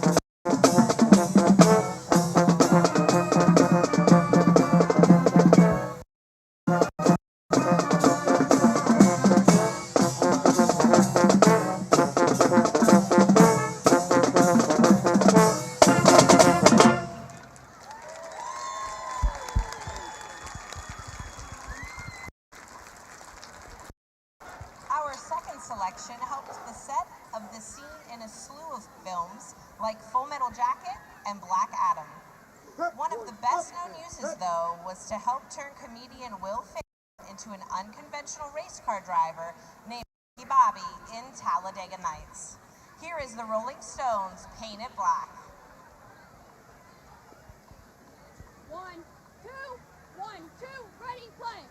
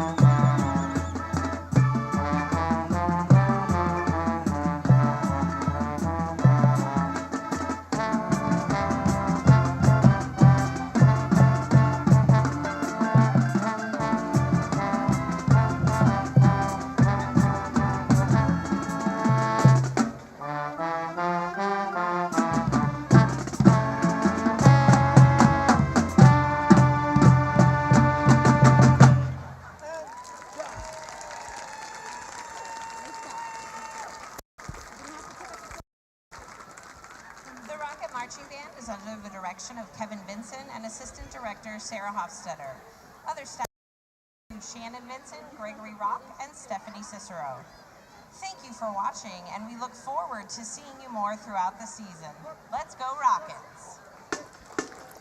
Well, there you have it.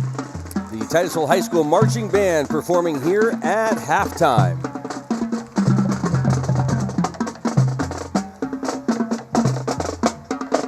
We have second half action heading your way next. Titusville Rocket Football on Stream TV. Back after this.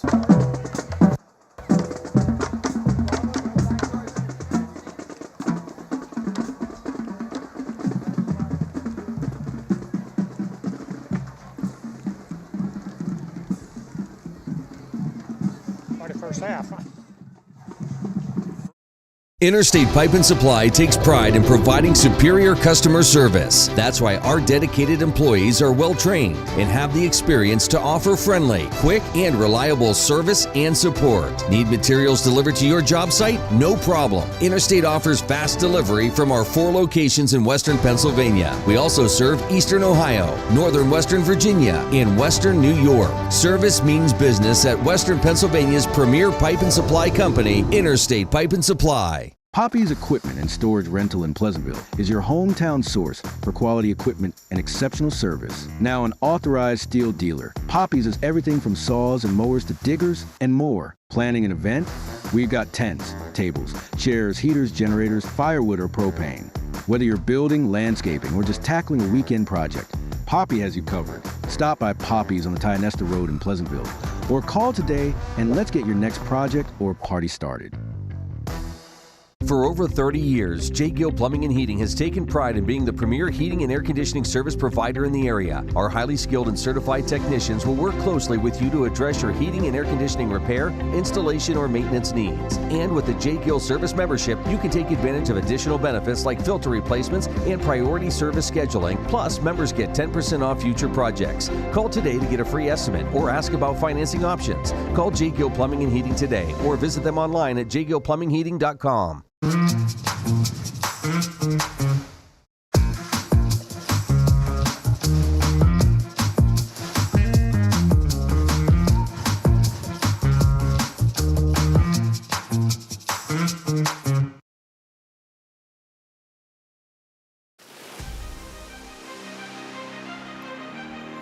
Welcome back. We want to thank our halftime sponsors, Larry's Auto Service and Edward Jones.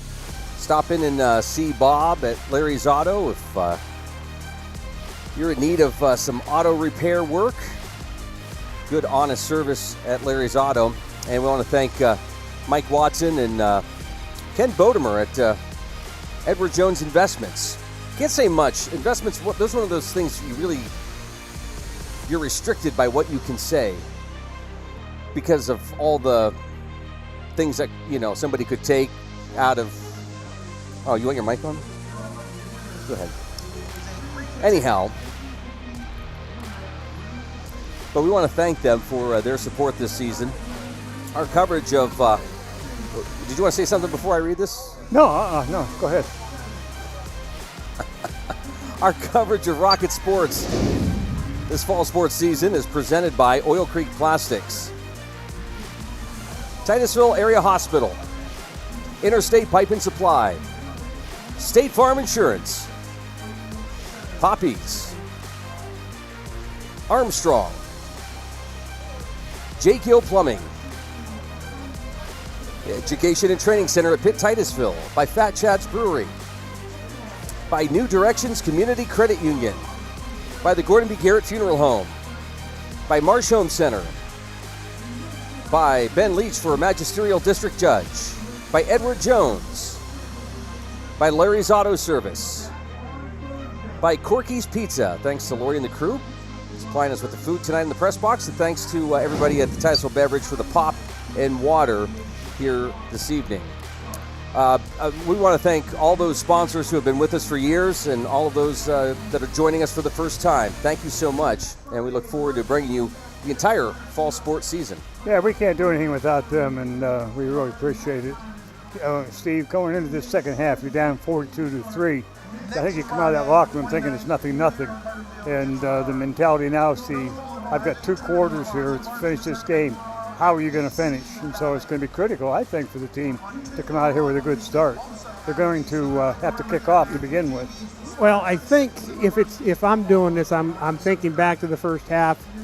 What things, and there probably was a lot of them, that I really, really didn't like. And I'm going to pick 2, maybe 3 things.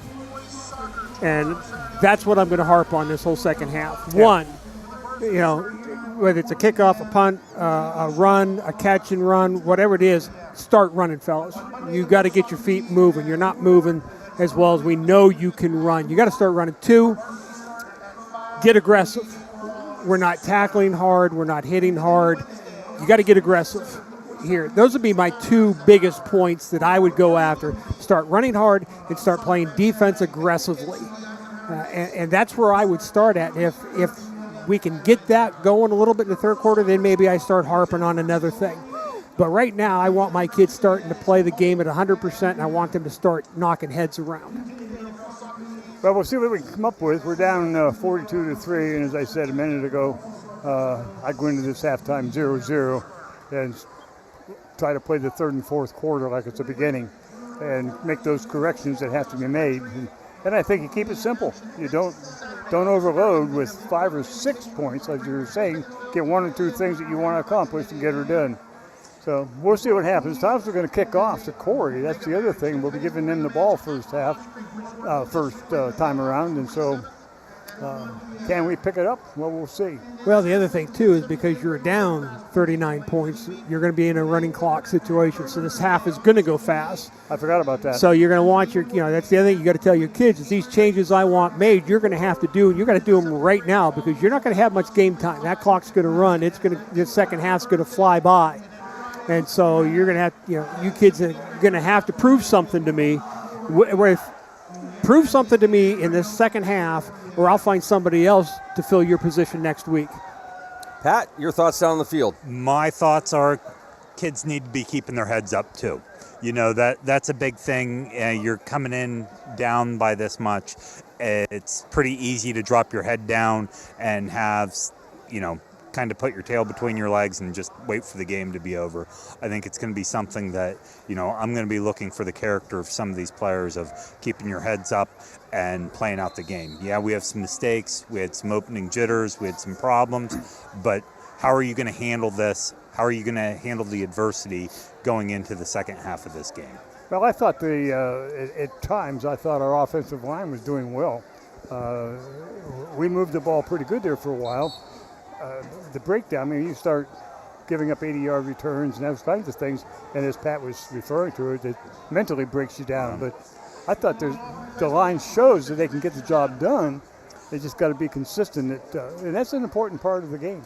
The first quarter went by pretty well. One big mistake in that. That second quarter, we just need to wipe that out. So see how they come out with the third quarter. Do they come back out playing like the first or the second? Wireless Mike tonight brought to you by the Titusville Dairy Products Company and by Missy's Arcade Restaurant. Titusville kickoff will be picked up at the 30-yard line, out across the 35, and the ball is brought out to about the 37, 38-yard line where Corry will put it in play, first down and 10. Joe, your thoughts in the first half? Well, I think you guys hit it all pretty much on the head. Very tentative.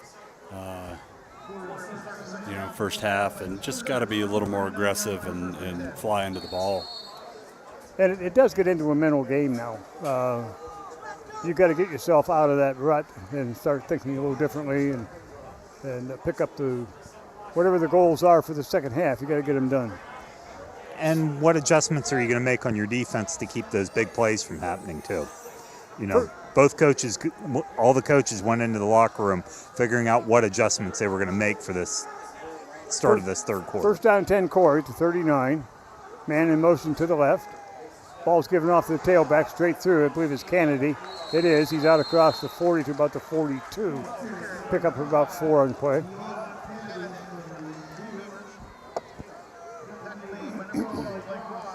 One of the Corry boys gets up limping, one of the linemen. Now he goes down, and they're going to take an injury timeout. I know it looks like a cramp. It's like they're grabbing a foot, trying to straighten a leg. So there'll be. By the way, Joe's wife was the only one who chimed in on my golf injury. So thank you, Amy, for supporting me. The only one up here. Hey, Luke, while we're in the injury timeout, I don't know if you've been hearing over the PA system, but I'm going to let this gentleman explain what they're going to do for the talking about the players with character tonight. Okay, yeah, from cross-training athletics, we're going to award one player from each team a plaque and a shirt and a wristband and some other paraphernalia as the good character players of the game. We're not looking for the MVP. It might be, but that's not our objective. We're looking for those good character players to award and promote. This is something you've been doing up in New York State for quite a while? Yes, we've been doing it for 15, 20 years up in the western part of New York. So, and some of the officials here tonight work up there and have done this with me many times. We get nominees from the coach first, so we don't give the award to somebody that puts on a good show tonight but might be disruptive in the classroom or at practice. We get 5 or 6 nominees from each coach, and then we present those nominees to the officials. I check with the officials at halftime and quickly between the third and fourth quarter. The officials don't pick the winner, but they tell us to cross off certain people. Maybe they've done something we didn't hear or see, or they'll promote other individuals. Say, really watch this kid, we really like him.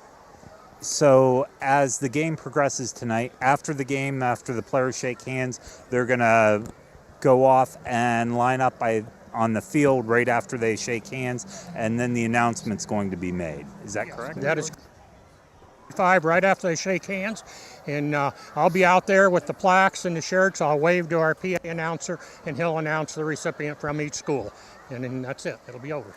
All right. Well, thank you very much. Thank you. Appreciate you coming down tonight, and look forward to that. Yeah, that's interesting. Jim, have you seen this before? Yeah, oh yeah, they do it in New York State Climber all the time. Yeah, all the way up through state championships, which I've had the privilege to go to also, 3 times. Just thought I'd throw that out there for the. Yeah, we all know. Oh, I don't know why I do this. I was retired too. Hey, Pat, I know I asked you this last year, beginning of the season, especially with all the heat, but what are athletes supposed to be doing here? And I know coaches are probably giving them the right information across all sports, but what are some things you could be doing before a game to kind of limit those types of strains on your body?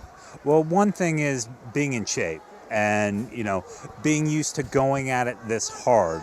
They run, they do things all year to get in shape, but out here playing is so much harder.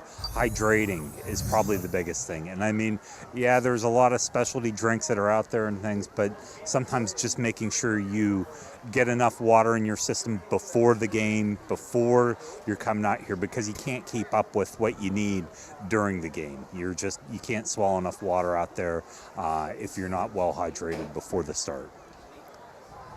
So I think that's a hard thing, getting these kids to know that they need to be getting that water in, a couple hours before the game.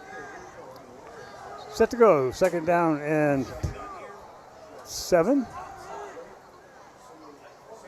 Doubles to the right. Wing left for Corry. Letting the clock run down. High snap and several flags. Procedure call against Corry.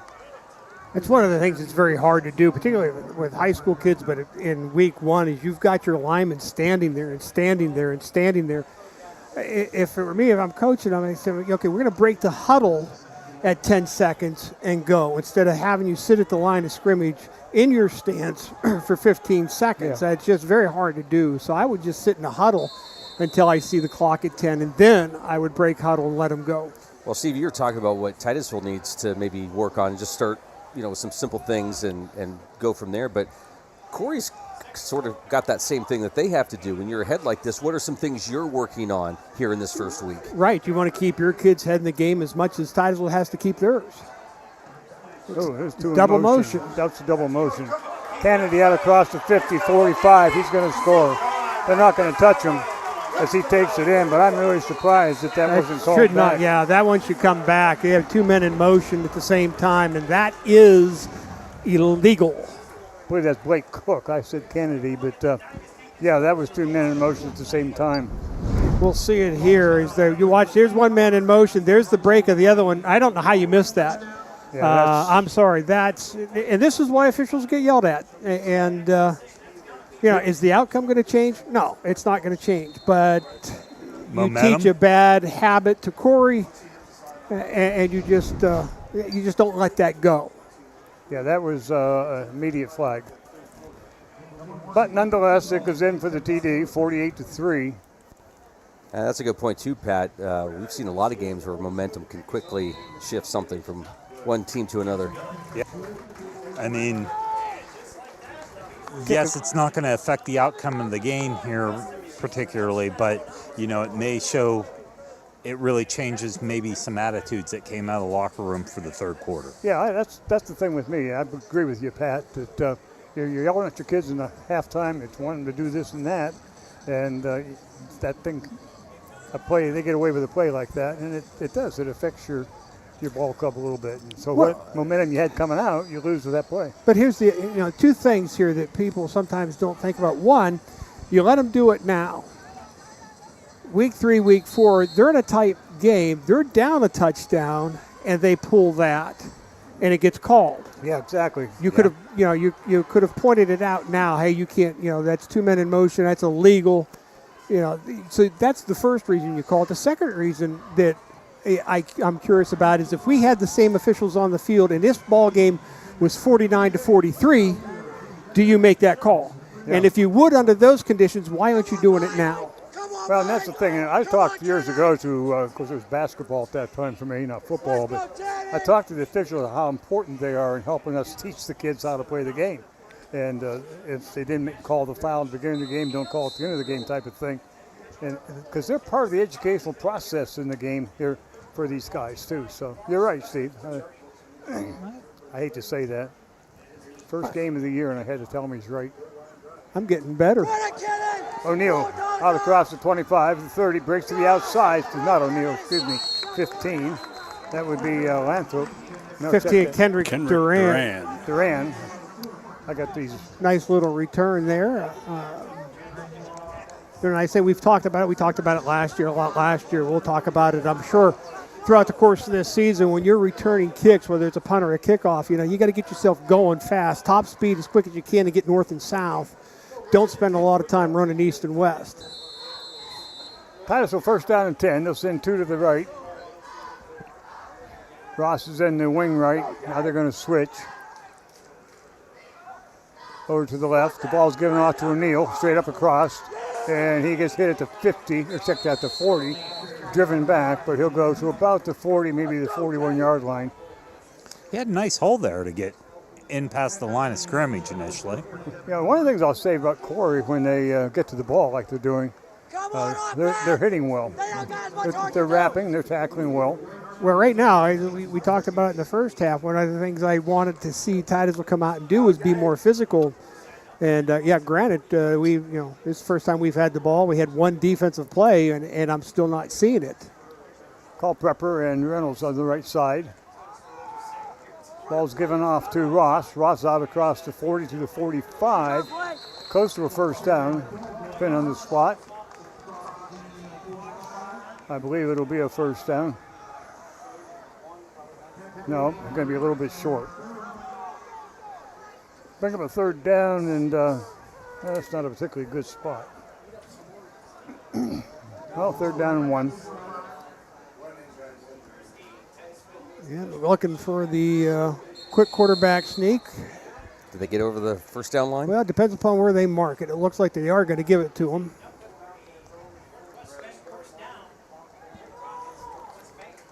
And the clock will again run. Again, we're in a running clock that happens at 35 points or more. First down and 10, Titusville. They're at their 47-yard line.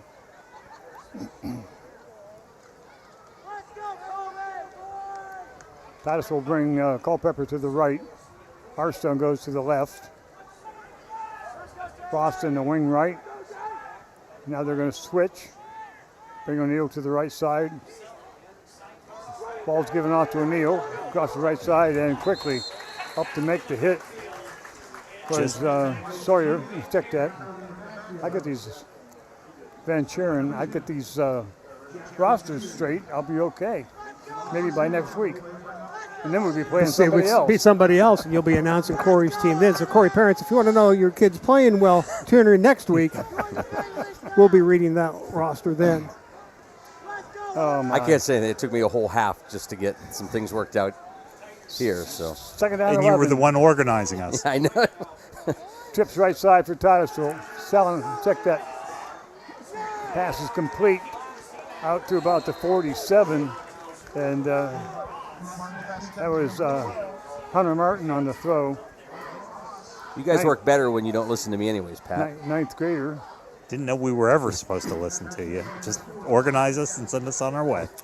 Again, that's a pass. We've seen it before in the first half, that quick into the flat area. That ball's got to come out quicker. It's still taking too long to get out of his hand. You got to get it out to your receiver quick and let him turn upfield and try to make a play. 2 to the left.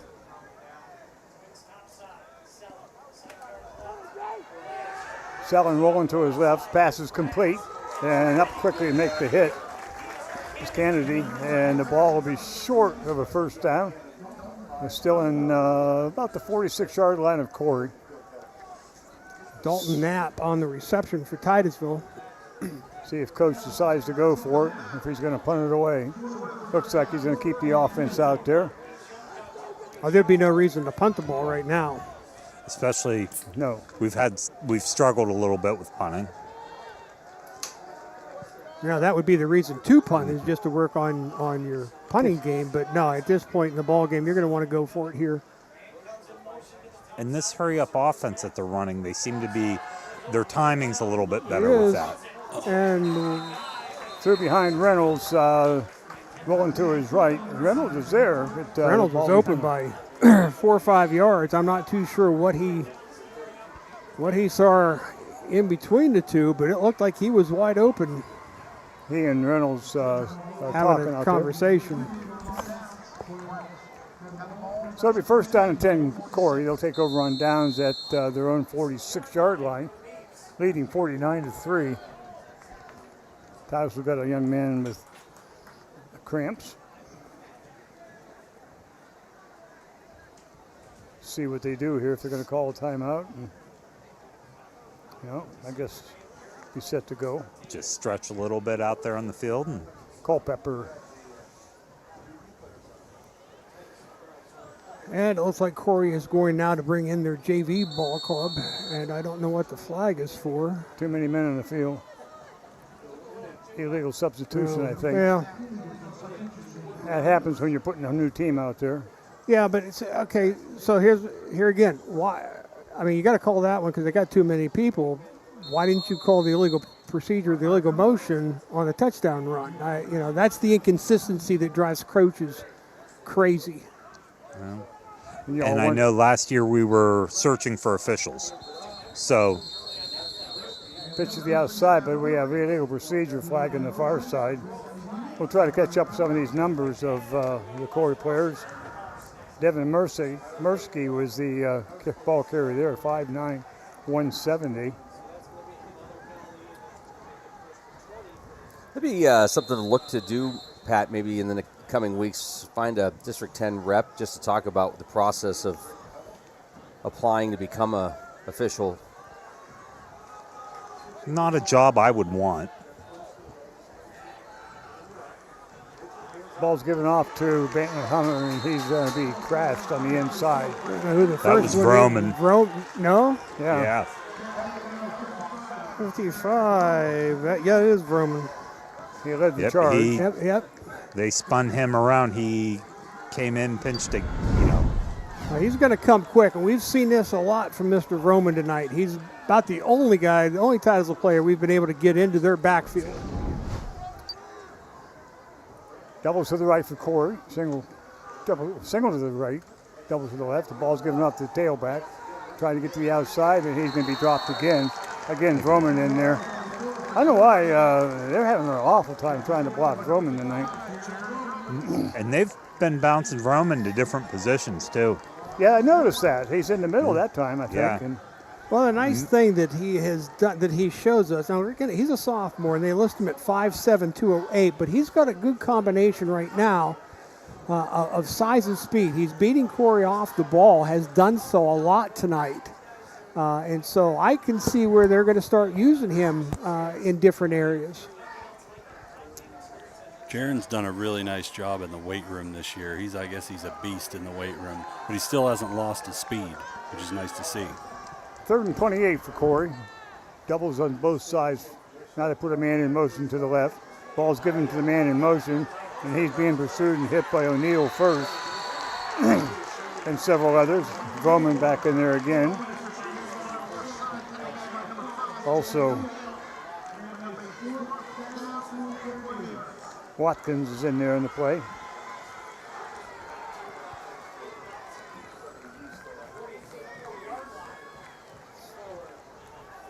Fourth down and 28, and this time they'll kick the ball away. Hartston will come back and stand about the Rocket 45.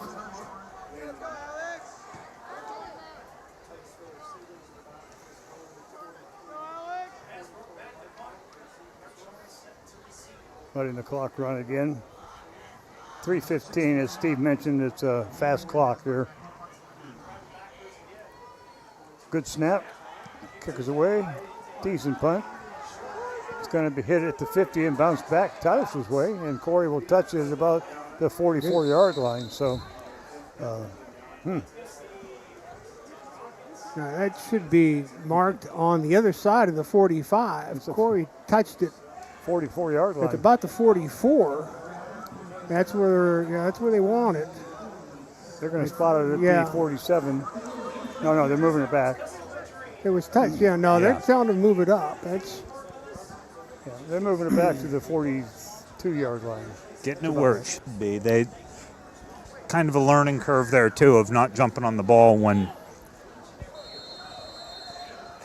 on that type of kick. They just back away from it. Titusville now will bring 2 to the right. Culpepper wide right. Hartstone in the slot right. In motion is Ross. Ball's given off to O'Neill. Trying to make it across the left side, but he's met at the line of scrimmage. Maybe pick up a half a yard. Corry's defensive front have done a really nice job of taking on Titusville's block, shedding them and making tackles. We've just not been able to hold blocks on their front line. I was reading their coach's report for this game, and he was saying they got to stop that particular play, which they ran really well last year, Titusville, and they had to stop the cross plays. Double right for Titusville. Now Reynolds is going to go to quarterback.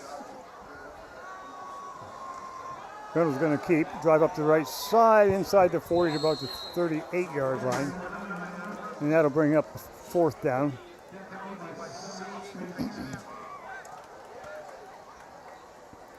Reynolds is a sophomore, I believe, for Titusville. They spotted at the 39-yard line of Corry. 3rd down and 7. I thought it was 4th down. It's 3rd down and 7. Culpepper wide right, Hartstone wide left. Ross in the wing right. Looking to throw, going to go to the end zone. And overthrows.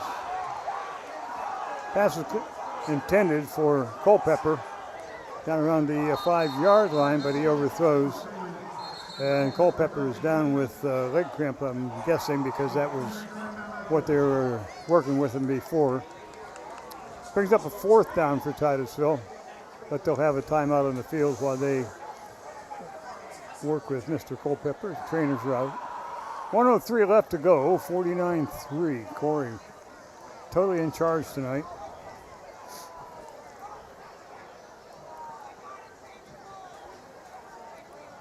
That's one of the things I mentioned before the game with the temperature like it was and so on. I didn't think that would be a problem tonight with the humidity's down. And yeah, I didn't think we'd have that much trouble with it. Again, they got through the first half relatively unscathed, but this is the second young man that we've seen with what we believe to be cramps. That was this is Titusville's Culpepper and the young man from Corry, who I think was cramping up. He managed to, with a little bit of help, walk off the field. So we hope that's all it is cramps.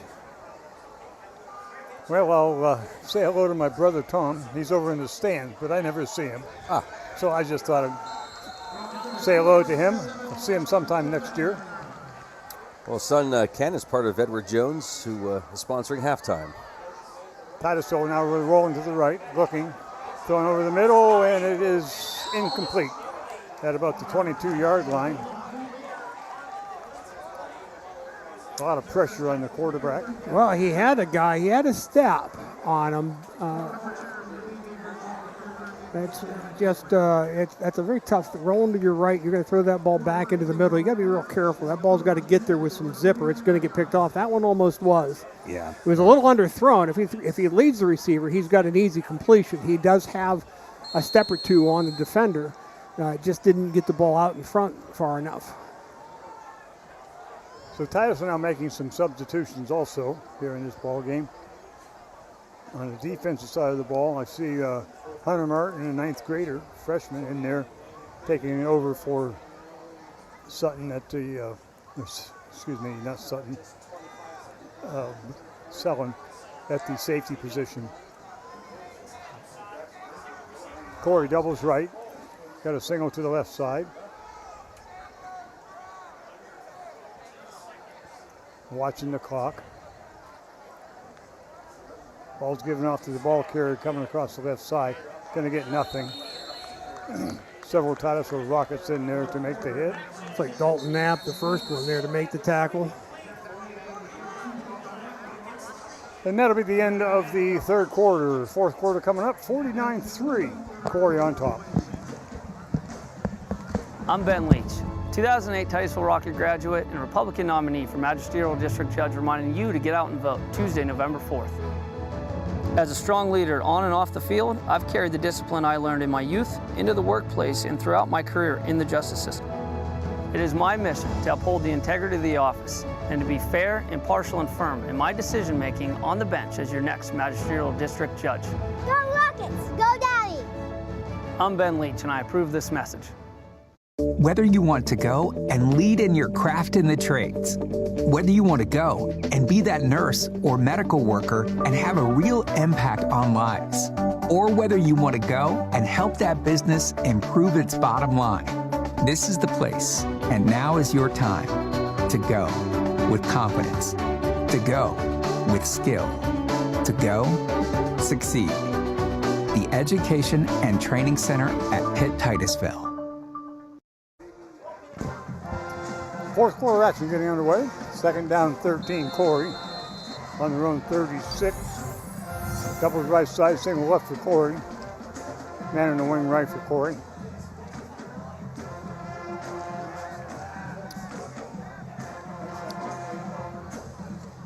Ball's given off to the first man through, and he's going to go nowhere.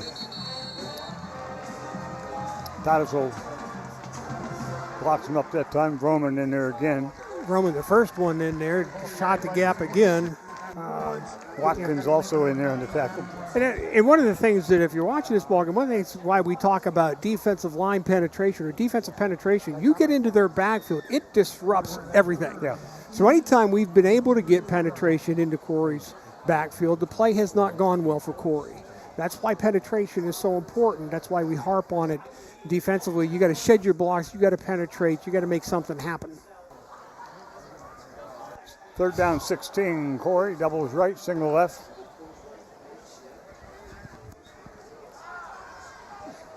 Ball's given off to the first man through again, and he's also caught behind the line. And it'll bring up a fourth down and punt. Fourth and about 20. Again, Dalton Knapp, a name we've been able to say a couple of times tonight. I think first on the tackle there. It's nice seeing both teams put a few other players in to get some experience. And yeah, we played quite a few freshmen. Our punt return team comes out now. Harrison standing back at the 35. I believe that's Corry's. Titusville's making a huge mistake. They got nobody. There he goes. Finally, we get somebody out here in the wideout.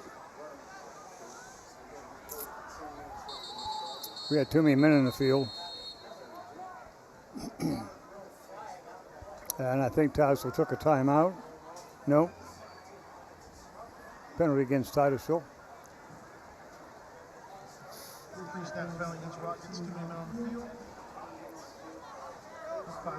Not a whole lot of help to Corry. 5 yard brings it down to 4th and 18. 4th and 13, excuse me.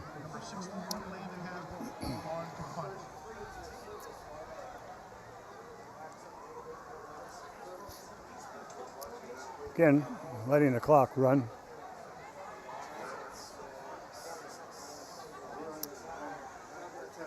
I think up 46, I'd just go ahead and play.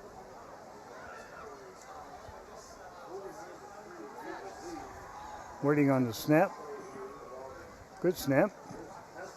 Punt goes off to the left side and will go out of bounds at about the Titusville 34-yard line.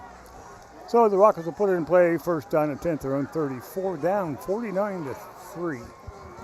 Pat, it's good to see you standing where you're supposed to be this year. Well, thank you. I am trainable somewhat. That's what his wife says. She's put a lot of practice in. Cooling down there? It's beautiful down here. A little buggy, but, you know, it's a beautiful night for a football game. Is that box still hot up there? Yeah. First down and 10. Titusville at the run 34. Harson goes wide right. From all these people talking up here. Hot air. Yeah, see? The box is hot and all the hot air doesn't help too much. O'Neal on a counter to the right side, out across the 40, the 45, out to about the 47-yard line. Pick up about 12.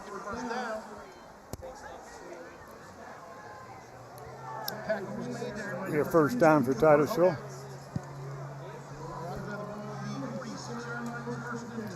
I keep talking, but these cookies are really good. I want to thank Lori and everybody at Corky's. Excited to be part of the broadcasts again this year. Ackerman Reynolds comes to the right, along with Ross. Quick out to, nice block by Reynolds. Get to the outside. Ross down the sideline, knocked out of bounds at about the 36, 37 of Corry. Got a good block by Mr. Reynolds that time. Broken loose. Well, that's a lot of that is a timing play. That ball's got to come out at the right time, and the block has to be made at just about the same time to get that play to run, because you've got the inside guy's going to push his man, the coverage man, to the inside, but the outside guy's cutting to the inside as well. So you got to time that up well. That was pretty well done there. I've never even tried one. 2 to the right for Titusville. Actually 3 now as they put Ross wide right out of the wing. Freshman in at quarterback spot. Looking to his right, rolling to his right, looking downfield. Passes dropped by Ross at about the 35. Bring up a second down. Oh, it's right here. Yeah, Second it's right down on the and screen. 10. Second down and 10. That was one of those technical errors that got corrected during the broadcast. Our people in the booth are doing a top-notch job. Where'd we find them at? Did you bring somebody in that I didn't see up there? Joe's here. He owns the company. Okay. Good thing Roddy's here. We're nothing be getting done up here. You know, sprained ankle and all. Single both sides. Ball's given off to O'Neal. Tries to kick it outside. Now makes a good move to the outside. He's at the 30. Cuts upfield and going to be brought down about the 26. Not a bad run that time by Mr. O'Neal. Now he makes a nice jump cut on a on a tackler from Corry. Allows that little quick jump inside and then out and then cuts it back. First down and 10 now down at the Corry 37. He had some good instincts on that of where the opening was. So that'll be nice to watch in future games too. Hunter Merton getting some snaps in there. Quarterback as a freshman. Doubles left. Single right. And now a broken play. Titusville, Mr. Sullivan calls the timeout. Timeout on the field with 6:04 to go. It's been all Corry tonight. They've really played well. Titusville has been a bit hesitant, as we've referred to many times during the broadcast, and it has cost them probably 35 points anyway. Coming up after the game, we'll have the Corky's Pizza Education and Training Center player of the game. Interview with the coach. Well, we'll see how that works out. And, right now I have a name in my mind. Of course, there's 6 minutes to go, with my mind, what can happen between now and then. At the 3-minute mark, you'll be going, who? Where am I at?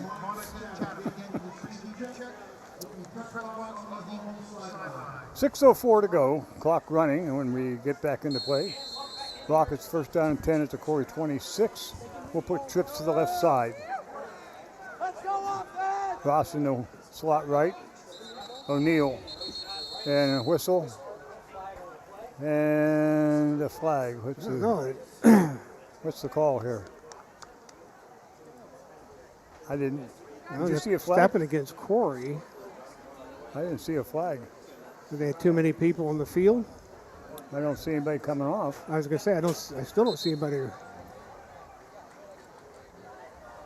All right, so they moved it back. So nobody knows what's going on. No call. We're back at Sagertown, Pat. It's always interesting to see what they're doing. Well, it's their first. It's a neat game. It's an interesting game. They should learn to ref it once in a while. Doubles right side. Hunter's wanting to throw, and he's going to be caught behind the line.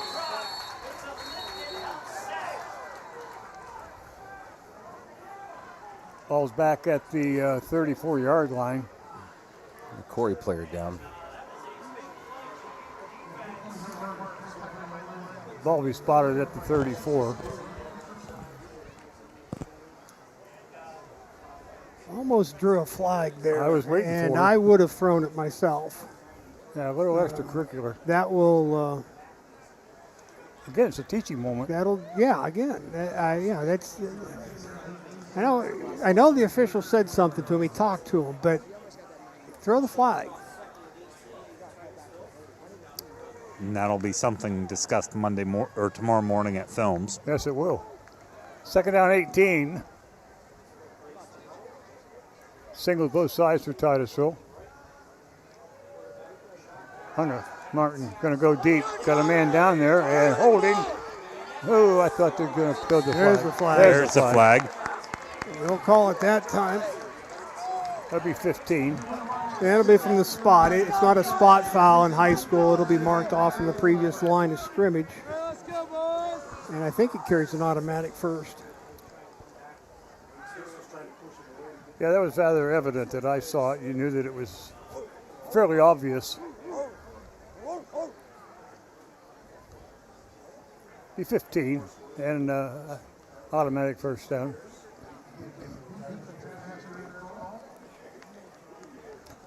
I believe it's an automatic first. Maybe it's just. No, it's second down. It's not an automatic. Not automatic. It's just second down. I thought it was automatic, but maybe not in high school ball. So second down and a couple here for Titusville. Ball's at the 19.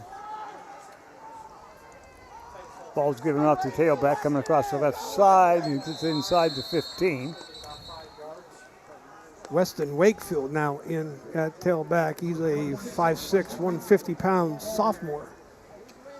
You look at Titusville's roster this year, and they've got 13 in the senior class, and they have 13 in the freshman class. The juniors and sophomores each with 7 on the roster. We have a decent-sized roster for Titusville, 40 kids listed on the roster. So we do have the numbers. We just have to put everything together here. Singles both ways for Titusville. Martin looking over the middle, and the ball is incomplete. And they're not going to throw a flag there. Nope, going to let that one go. And it's right there is where you got to throw it. He didn't throw it, brings it in, and that's A little bit. Right now is where he's got to step and throw. That's got to come right out right now. That's a quick pass. He throws it off the break, and then he's going to make something happen. That should be a flag, I think. Second down, 10, Titusville to 15. Over the middle, pass is complete. And it'll be close to the 10-yard line. Bring up a third down. We've got to get down around the 5-yard line for a first down. Clock running, 3:30 left to go in the ball game. Let's go, Charlie. Not the outcome this evening that I was anticipating with this ball game. I thought it'd be a much closer ball game than this. Whiteouts both ways, and Titusville is going to, officials going to take a timeout. Well, they're going to send one young man off because of bleeding. Hearthstone comes in, and we're set to go. Ball's given off the tailback, coming straight through, and he's into the touchdown. So Titusville picks up the touchdown here late in the game. Wakefield picks up the 6 off the left side. That's a nice little run there. He reads that well to cut that back up inside there. Sees the opening. He's going to come to his left, and he'll come right up the middle, then plant and go back inside. And that's a good job up front by Titusville. So Titusville now with the extra point attempt. Chatham kick us up, and the kick is good. 4 points tonight for Chatham. Field goal and the extra point. 49-10 with 3:06 to go.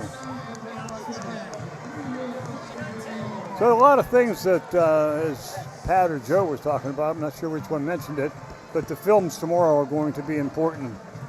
Sit down, analyze. Kids take notes. They've got a lot of things. To learn. Yeah, they got a lot of things. It could be a very long film session tomorrow. A lot of things that I don't think even Coach Reynolds and his staff were expecting that did happen in tonight's ball game. And for the most part, to be honest with you, it wasn't good stuff. Yeah. It just was not good. And they'll take a long, hard look at this. They'll start drilling some things. And again, they'll look at the stuff and they'll say, okay, these are what we think are the top ones we've got to go after. This is what we're going to work on. And, they'll take certain things that they absolutely will not tolerate. And that'll be the things they'll start discussing with kids right off the bat. We will not want to see these in another game. That's right. This is your notification. Short kick, going to be taken at the 22, and Sterling going to be brought down about the 29-yard line. Almost looked like he was down on one knee when he picked that up. It was close. I don't think he did. I thought that too, Pat, when I looked at it at first. But just kind of from the angle and. Yes, exactly. Ball spotted at the Corry 30. Corry will do what they've been doing. I will give the coaches credit. They're up a lot. They haven't been throwing the ball this half. They've been run. Yeah, it's been running. And if you can't stop the run, shame on you. Yeah, that's right. That's right. So I thought it was well coached by Corry that way. Double both sides. Ball's given off to the tailback straight through. He's not going to get much. Met there by Foltz. Foltz and Roman both. Roman's be going out now. He's had a fired up attitude. I watched him come out at halftime, and Roman I'm speaking of. Mm-hmm. He's been tried very much to encourage his kids, his teammates. Yeah, I've been pretty impressed with him tonight. He's had a great game. Yeah, he has. Good job, Jim. I remember. First down and check it down in 11, excuse me.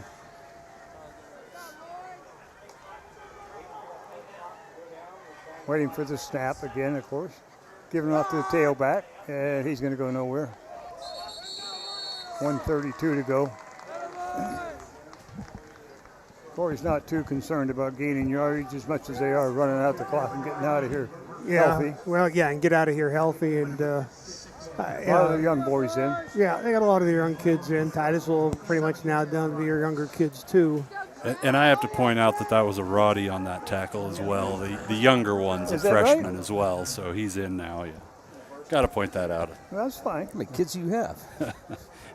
Actually, after the scrimmage, Coach Reynolds came out and said, "Couldn't you have had a few more kids?"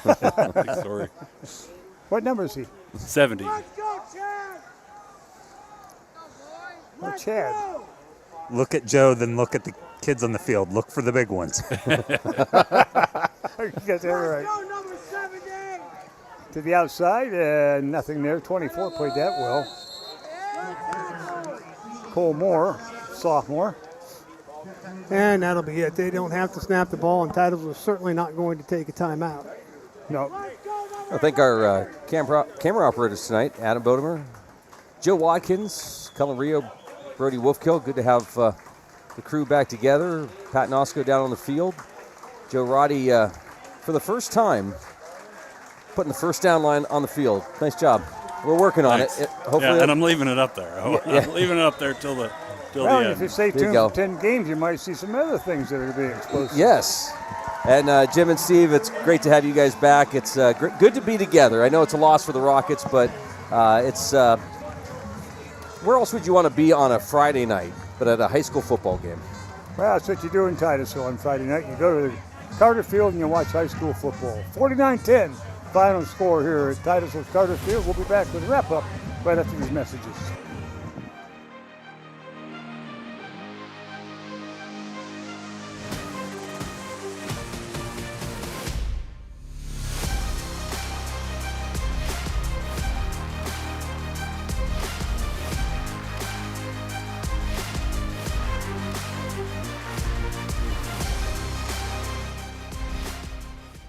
For over 30 years, J. Gill Plumbing and Heating has taken pride in being the premier heating and air conditioning service provider in the area. Our highly skilled and certified technicians will work closely with you to address your heating and air conditioning repair, installation, or maintenance needs. And with the J. Gill Service membership, you can take advantage of additional benefits like filter replacements and priority service scheduling. Plus, members get 10% off future projects. Call today to get a free estimate or ask about financing options. Call J. Gill Plumbing and Heating today or visit them online at jgillplumbingheating.com.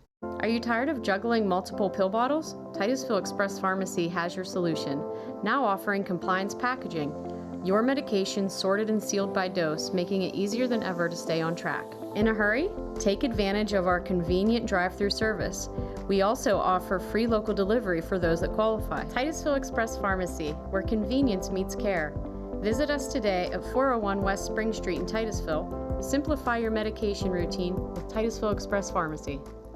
Interstate Pipe and Supply takes pride in providing superior customer service. That's why our dedicated employees are well trained and have the experience to offer friendly, quick, and reliable service and support. Need materials delivered to your job site? No problem. Interstate offers fast delivery from our 4 locations in Western Pennsylvania. We also serve Eastern Ohio, Northern Western Virginia, and Western New York. Service means business at Western Pennsylvania's premier pipe and supply company, Interstate Pipe and Supply. Whether you want to go and lead in your craft in the trades, whether you want to go and be that nurse or medical worker and have a real impact on lives, or whether you want to go and help that business improve its bottom line, this is the place, and now is your time to go with confidence, to go with skill, to go succeed. The Education and Training Center at Pitt Titusville. Fat Chad's is Titusville's premier dining destination. Come hungry and enjoy these menu favorites: T-bone steak, homemade meatloaf dinner, or soft shell crab tacos. Dive into fresh pasta entrees like shrimp and scallop pasta, or our signature Asiago chicken. And don't miss our famous burgers and fish sandwiches, all served with fresh cut fries. Fridays mean prime rib specials. Enjoy wild game Saturdays. And on Sundays, it's our all-you-can-eat wing buffet. For good food and good times, it's Fat Chad's Brewing in Titusville.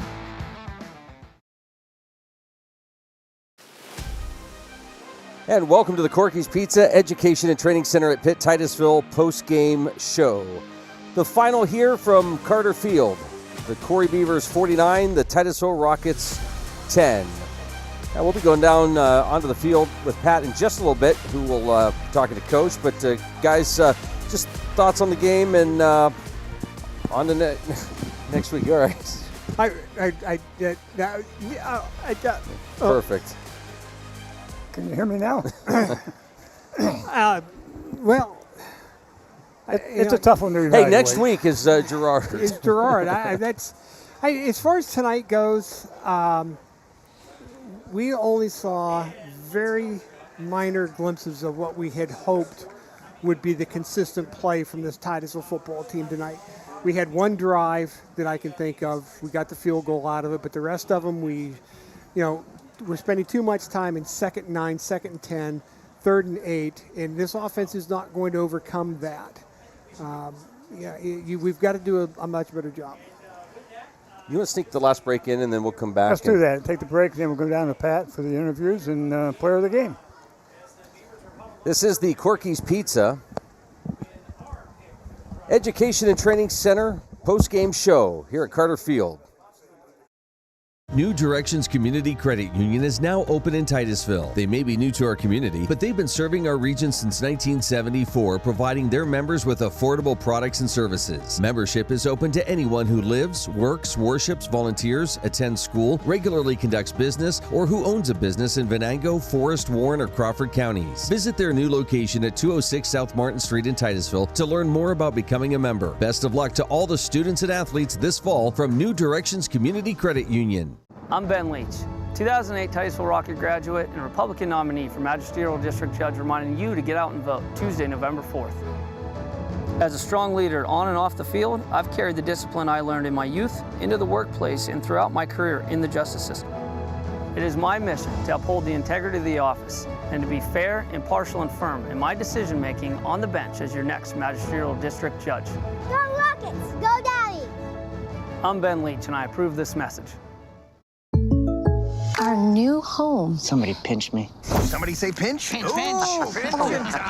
We mean we just bought this. Yeah, we just bought a new house. Why are there crabs? Oh, you don't call for pinches. Call for protection. Hit it. Like a good neighbor, State Farm is there. Your State Farm agent is ready to help you choose the right coverage for your new house and your car. All right, which way to the sea? We're in Ohio. So is that close, or? No. You got a pool? No. Like a good neighbor, State Farm is there. Thinking about switching to 5G home internet? Think again. Unlike Zoom from Armstrong, 5G home internet is delivered by a cell tower. The further away you are, or the more devices connected to that tower, the slower your internet is. Cell phone providers also play favorites. When their networks get busy, calling and texting wins, and your home internet pays the price. Stick with Armstrong to get more data, more speed, and internet whenever you need it, not whenever they want. Armstrong, keeping you connected. And welcome back to the Corky's Pizza Education and Training Center at Pitt Titusville post-game show here from Carter Field. That wraps up week 1. We'll be looking ahead to week 2 as the Rockets host the Girard Yellow Jackets. 7:15 kickoff next Friday night. So just keep that in mind. Not 7:15 next Friday here at home. Kids will be going back to school on Wednesday, so hopefully Friday it'll feel a little more like a home football game this year. Well, I hope it's a little bit more like a football game for Titusville, because tonight was very difficult for them. Like we were talking on the break, probably one drive, maybe 1.5 drives tonight. Got the field goal, which I thought was impressive, 37 yards by Chatham, but just didn't get it done. We talked about the slow play in terms of getting into the action and the line, Steve, and just didn't have the enthusiasm that I was anticipating tonight for an opening game. After those weeks of practice, you think you want to get in there, but we just didn't seem to have that mental. No, we didn't really seem to have that fire that I thought we'd see better of. Yeah, the thing is, you can talk. You think back to, I think it was last year in the Steelers, and I think they won their opening game 18-0, and they had 6 field goals. Yeah. Not a good football game by the Steelers. Now you won it 18-0 because your field goal kicker did it. Your defense played well, but yeah, that's kind of what you're talking about with Titusville's offense tonight. You had basically a field goal out of your varsity offense tonight. We missed blocks, we missed cuts, we didn't read well from the quarterback position. A lot of things that these are first-time starters, and I understand that, but you still have to have these type of things looked at, evaluated. You have to study them, and that's why I say tomorrow in film is going to be a long film session for them. A lot of instruction going on tomorrow, but we'll see. I know I'm going to be watching Pat's films tomorrow just to evaluate how his interactions with me were tonight. Hey, and I didn't get hit on the side of the field. I didn't cause a penalty, nothing like that. And you didn't sprain your ankle either. I didn't sprain my ankle playing golf this year. Or get trapped underneath the boat. I didn't get trapped underneath the boat I did either. hear about that. I forgot about that, Pat. The one nice thing is there's a lot of learning opportunities. So, Absolutely. it is week 1. We get to go back to the locker room, watch some films, make some corrections on what's going on, and seeing what we can do for week 2. It is a nice option to come back, play to the hometown again next week, and see the hometown game. The highlights, getting a 37-yard field goal in the first, opening time. That's a nice opportunity for the team to get 3 points on the board. So, You remember what was the yardage on that? Do you remember? I thought it was a 37-yard. 37? I kind of asked Max Chatham, and he said in practice he's can get a 50, but everything's got to be just about right for him to do it. A little bit harder when you get some movement and getting the snap and getting it placed and things like that. So kind of like that Mr. Little that went 70 yards the other night. Oh, goodness gracious, that's a unbelievable. couple weeks ago, yeah. And he could have gone 72 or 73. That Yeah. kick didn't just squeeze over. It had some space. Yeah. Now we're waiting to see if Do that in the snow. Yeah. waiting to see if the coaches can come over and speak with Pat. And a lot of the players one-on-one with the coaching staff here, which is nice to see. Well, it's going to be a busy week for them as well. Yes, trying to it is. Put things together. Coach is not going over there with Pat. We'll run it Hello, down sir. there and let Pat and Coach Good. have a conversation. How are you doing? Obviously not the outcome we wanted, but at the end of the day, Corry's a great team. Coach Goodwill's done a great job. You have some phenomenal athletes there, and all the best to him, competing in that Erie County League and working against those great teams up north. But at the end of the day, as a coach preparing these guys, we just didn't get them ready for that speed, and we need to do a better job of that, better job of fitting the plays out in the field, and really at the end of the day, taking care of some of those fumbles and those mistakes like that where we can help our guys squeeze the ball better. And most of the time when we look at the films and the replays, we're seeing we're 6 inches away on any plays. We 6 inches, we bounce the ball here, we're all right. We sustain a block for another 6 inches, we're okay. And that's kind of the nature of working with a young team. Day in and day out, we're going to honor our family and community, keep our heads up and work hard to the end of the game. We're going to build those lasting relationships and keep connecting with our guys. And our guys want to compete. And it hurts being in this position, but at the end of the day, it hurts because they came up short for something they really worked hard. And that's part of life. But they have assured me that we're going to come back to work the next day. We're going to work those down blocks and working guys spinning off, working finding the holes, and all those fundamentals you need at this point in the season to be successful. And you got all those first game jitters out. Absolutely. And it was nice seeing the kids with their heads up when they were walking off the field. And character-wise, we love these guys because they just compete and continue, and you can see the older guys building into the younger guys as we give them opportunities to get in the field. And we're playing a lot of new guys this year. I mean, you're seeing 7, 8, 9 new faces on both sides of the ball, and the concepts are there. We're just missing it on one small piece, and that's on me. We'll do a better job of that next time. Seeing a lot of freshmen out there. Good job. Look forward to seeing you next week. Thanks. Appreciate it, guys. Thank you. Gentlemen? All right, thanks, Pat. Player of the game. Well, I think it's a no-brainer. Even I remembered. Yeah, you did? Yeah. Number 55 for Titusville tonight. We picked Mr. Vroman. What do you say, Pat? I think that's a good pick. Joe? Okay, now Joe. I agree. I wish I had more more to say than that, but yeah, that's a good one. He did have an excellent game. You know, he was in every quarter. He was in making tackles, and you know, definitely Gerard's going to be looking at him and going, how are we going to protect our backfield from that young man?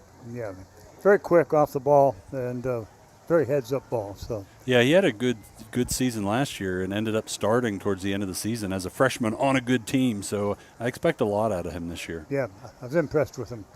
Well, Final score, 49-10, Corry on top. Luke? Yeah, Wireless Mike tonight presented by Titusville Dairy Products Company and by Missy's Arcade Restaurant, where you might see Jim on a Monday or a Tuesday or Wednesday or Thursday or Friday morning. Saturday. Yeah. So we want to thank the entire crew, Pat and Joe, Cullen and Brody, the other Joe, Jim, Steve. I'm Luke Rio. Great to be back. Week 1 in the books. Looking forward to next week. We'll bring you golf on Wednesday. Joe Adam and I will be out there looking for that. Looking forward to it. Coach McCord will be joining us, and then a week from tonight back here for Rocket football. Are they going to put you in a cart so you don't get hurt? Do you need me to grab the trainer to bring her up? I've got some crutches and a cane just in case. Like I'll have them there. Wow. Can see about a wheelchair.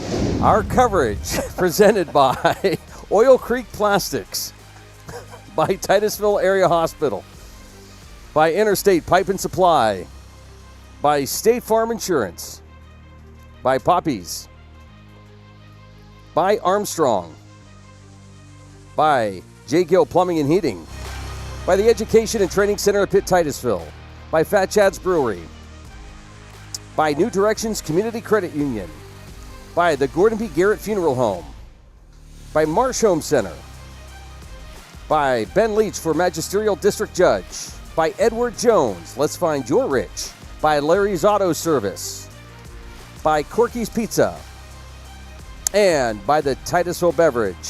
Thanks for joining us. Have a great weekend.